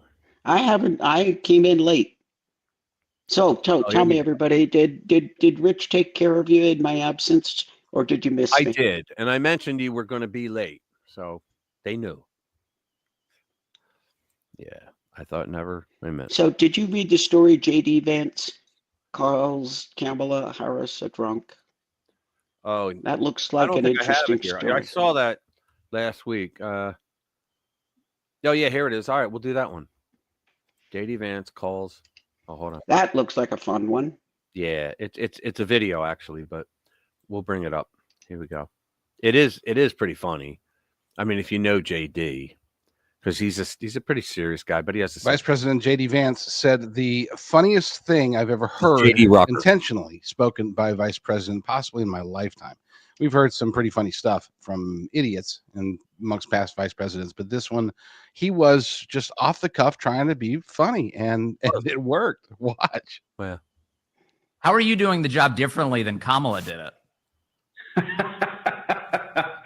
Well, I don't have 4 shots of vodka before every meeting. That's one way. Do you know that before a meeting or a speech, she would do straight up 4 shots of vodka that got out? Way I think that Kamala really tried to bring herself into the role is these word salads, and I think that would need the help of a lot of alcohol to answer a question the way that Kamala Harris answered questions. I mean, do we know that to be true? Well, I don't know. I'm saying that's what I heard. Yeah, I mean, she had to calm down and drink shots of vodka just to be able to handle going out. Maybe that's why she was stupid. I can believe it, but I'm not going to hang anything on that because I'd want to see a lot more proof. I can certainly believe it, and I certainly believe that we have seen videos of her lit up like a Christmas tree. Oh yeah. She was when she came out and did that. You still have power. Don't ever give up your power. I was like, oh, I was like, damn, she's loaded. Let's see what else he says. That's the only appropriate response. Yeah. To what JD just said about Kamala Harris. He went on to be more serious, and he did note, according to an article by Breitbart, he did note that that there wasn't a level of trust between Biden and Harris, and so she was just less empowered to do her job. He said, and luckily I'm in a situation where the president trusts me. I was talking about that, I think last week, that whatever week, I think it was 2 weeks ago, when we were talking about when the whole Oval Office thing with Zelensky, and I was saying that JD interrupted at one point, and Trump just went, "Go ahead," didn't even know what he was going to say. So, go ahead, because they're on the same thing. And see, most guys running for president, they choose a VP to fix a problem they have with a certain group of people. Obama picked Joe because Joe was older, and they feared that a young Black American guy who had only been in politics very shortly, that the older people would be like, I'm not voting for that guy. They wanted an older white guy to compliment. They wanted, and that's why he got it. And they did not like each other. JFK did the same thing. Yeah. Well, they didn't like each other even a little bit, right? Yeah. Well, that's why you had who was it? George H.W. Bush. Did he pick Mondale or not Mondale? Quayle. He picked Quayle, Dan Quayle. Remember, he's the one that said about the school or the lunches or no, what was it? The E on the end of potato. Remember that shit? But it wasn't his fault because the teachers that were there wrote the word out incorrectly. they put an E on the end, and everybody blamed him because he stood there looking at it like, whoa, wait a minute. Like he didn't say that, but he had to look like, wait a minute, that's not right. Then he's standing there with all the cameras on him and all these people, and he's like, I guess it is because these are teachers, and they wrote it on there. He goes, oh, you missed the E. And they're all like, laughing at his ass. Yeah, they're saying Steve Bannon, and I don't know, because Steve Bannon is funny and all, but when he says something declaratively about Trump, he's not joking. And he said Donald Trump will run and will win in 2028. He said, mark it. He said that. So I don't know if they think that they can get around that, or if they think that what it means is consecutively, because the whole reason they put that amendment in there was because of FDR, because FDR kept winning, and they felt that he was rigging it, which he probably was. Let's do. Yeah, there's another thing that I just saw somebody talk about, that he could just turn around and run for vice president. I don't know about that, because there was a question on that. Because if something happens to the president, then he would be in there, and they would argue, no, he can't be president. Well, but you cannot, if you've been president for 2 consecutive terms, you cannot run for president. It doesn't say you can't be the president. And I don't know about that. There were all kinds of arguments. Say they turned it around and they had JD as president, then Trump as vice president. You think it wouldn't just be the car heading in the same direction? It would be great. Yeah, it would be awesome. But just stay as vice president. Byron Donalds. I'd like to see Trump do his thing. I'd like to see JD do 8 years, and then maybe Byron Donalds.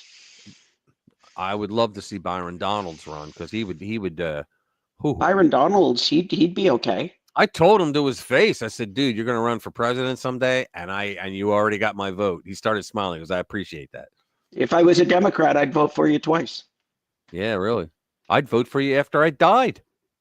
All right, let's do this next one, because this one's going to be pretty good too.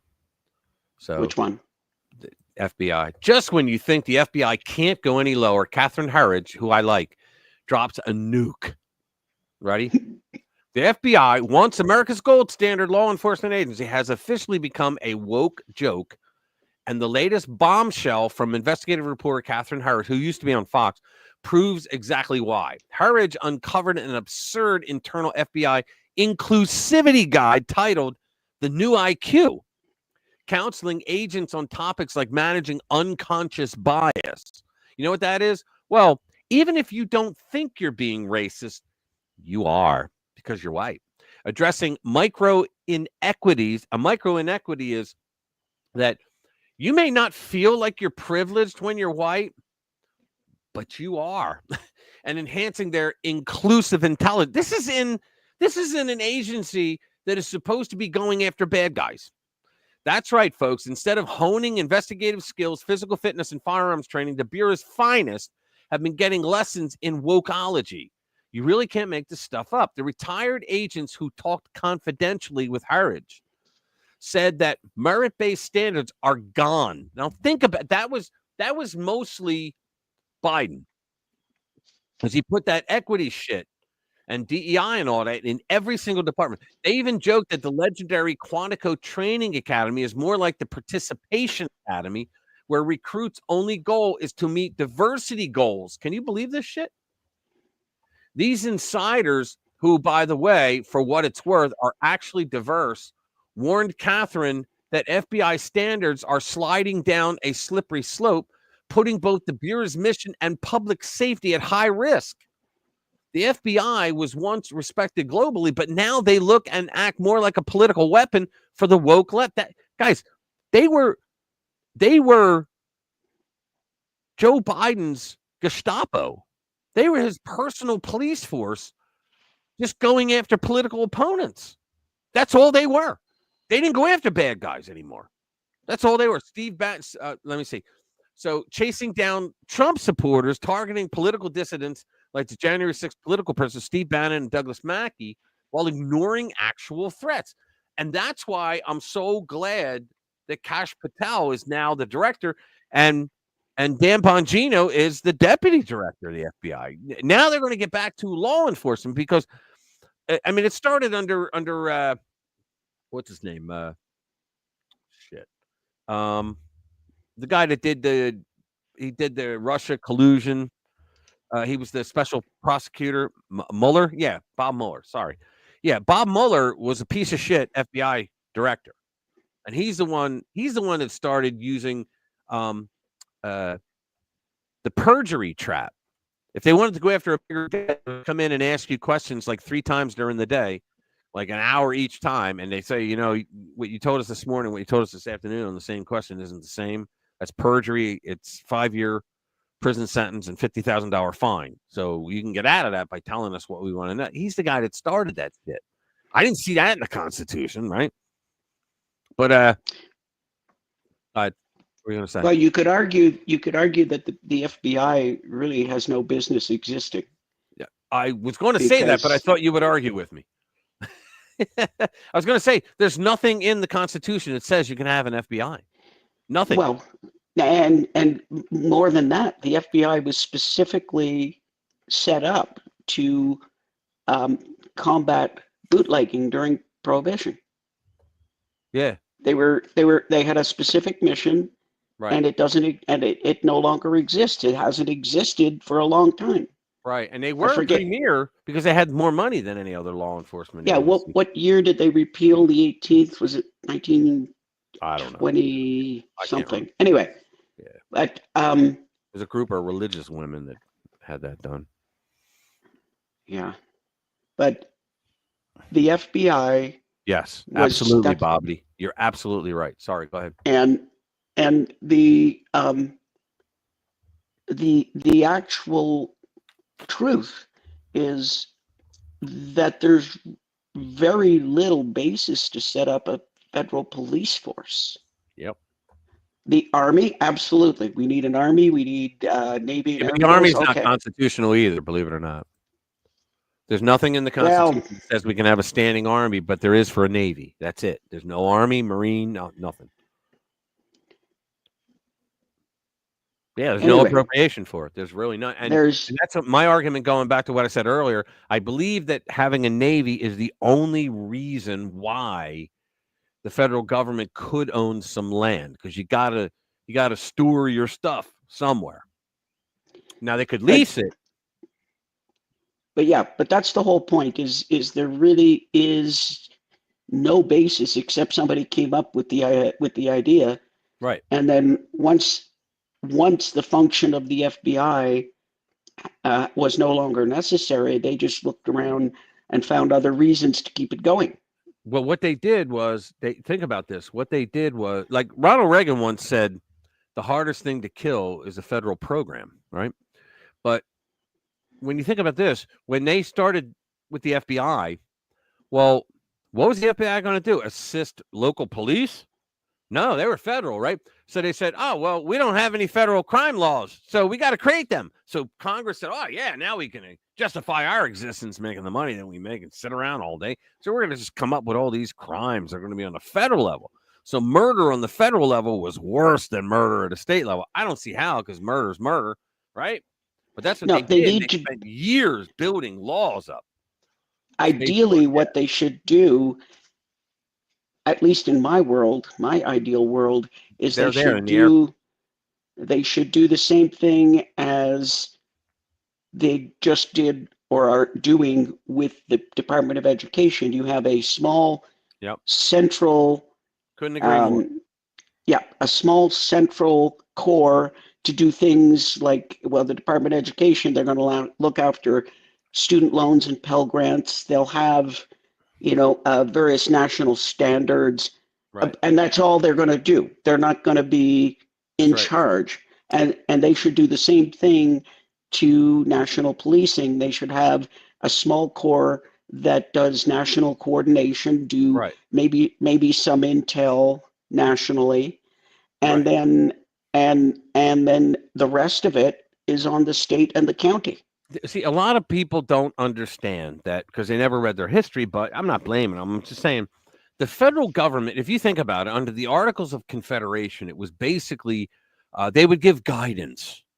I mean, when they wanted to get soldiers together They wanted to conscript soldiers. They couldn't get enough of the states to give the money to do it. They were like, screw you. We don't have to listen to you, right? So they wanted to come up with a different form of government, and that's when they came up with the federal government, and they ratified the Constitution. Now, here's what it is. The federal government was never supposed to be more than an agent to the states for issues of nationhood. I've talked about this before. So they handle like the coinage of money, because you don't want, I mean, you had different states that had different currencies, all the exchange, screw that. So they wanted one currency, right? Then it was immigration, because it says, and uniform rule of naturalization in Article 1, Section 8, right? Everything the federal government was supposed to do was supposed to be for the issues of nationhood, so that the states wouldn't argue about it. For example, I always give this example that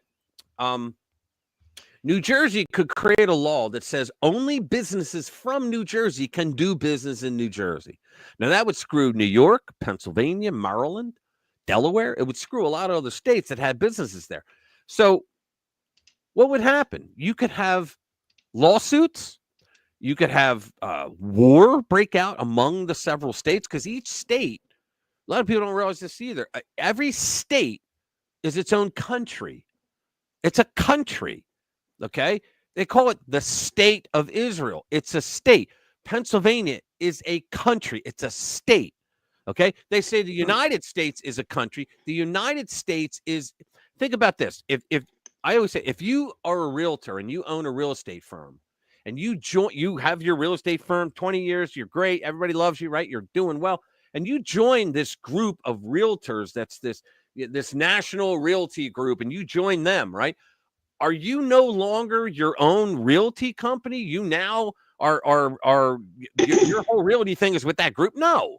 And it's the same thing. And we know this because we read the minutes of the meetings for when they ratified it, when the ratifiers, when they argued it.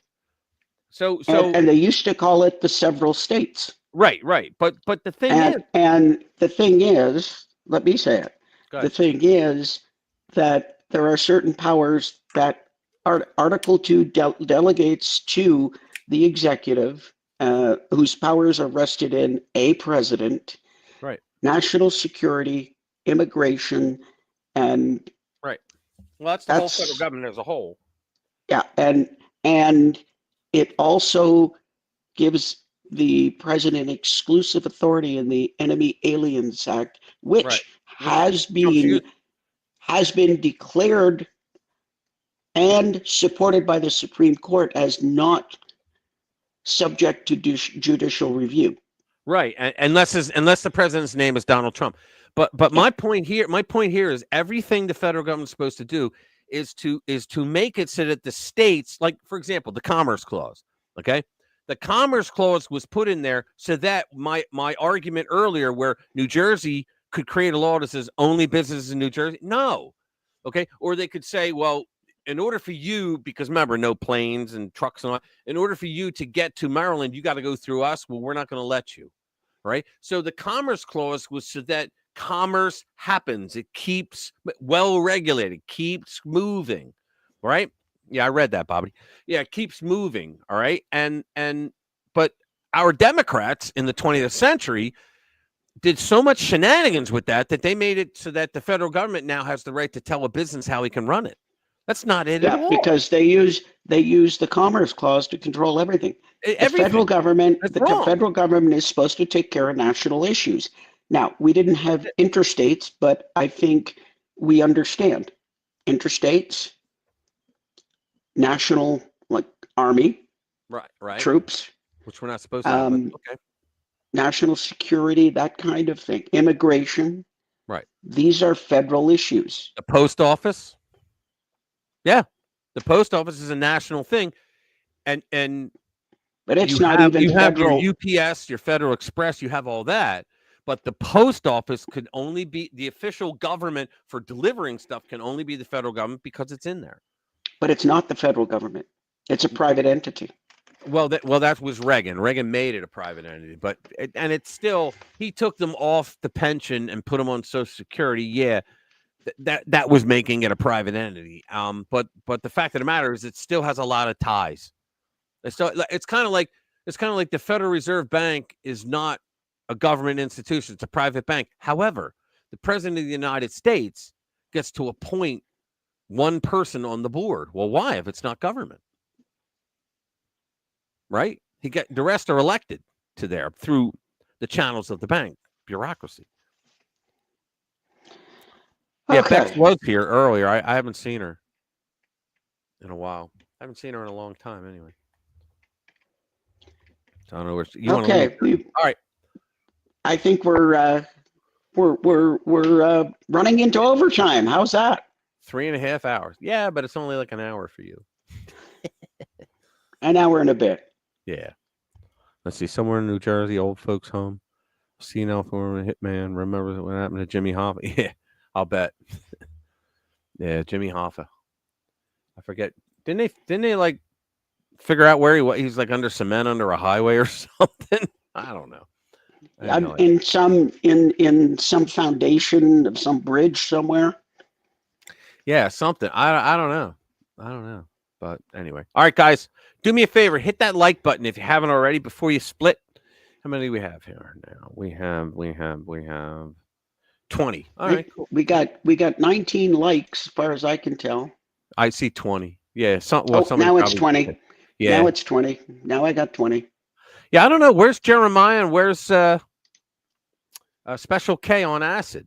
Has anybody ever seen the two of them in the room at the same time? I'm just saying. That's a good question. Yeah.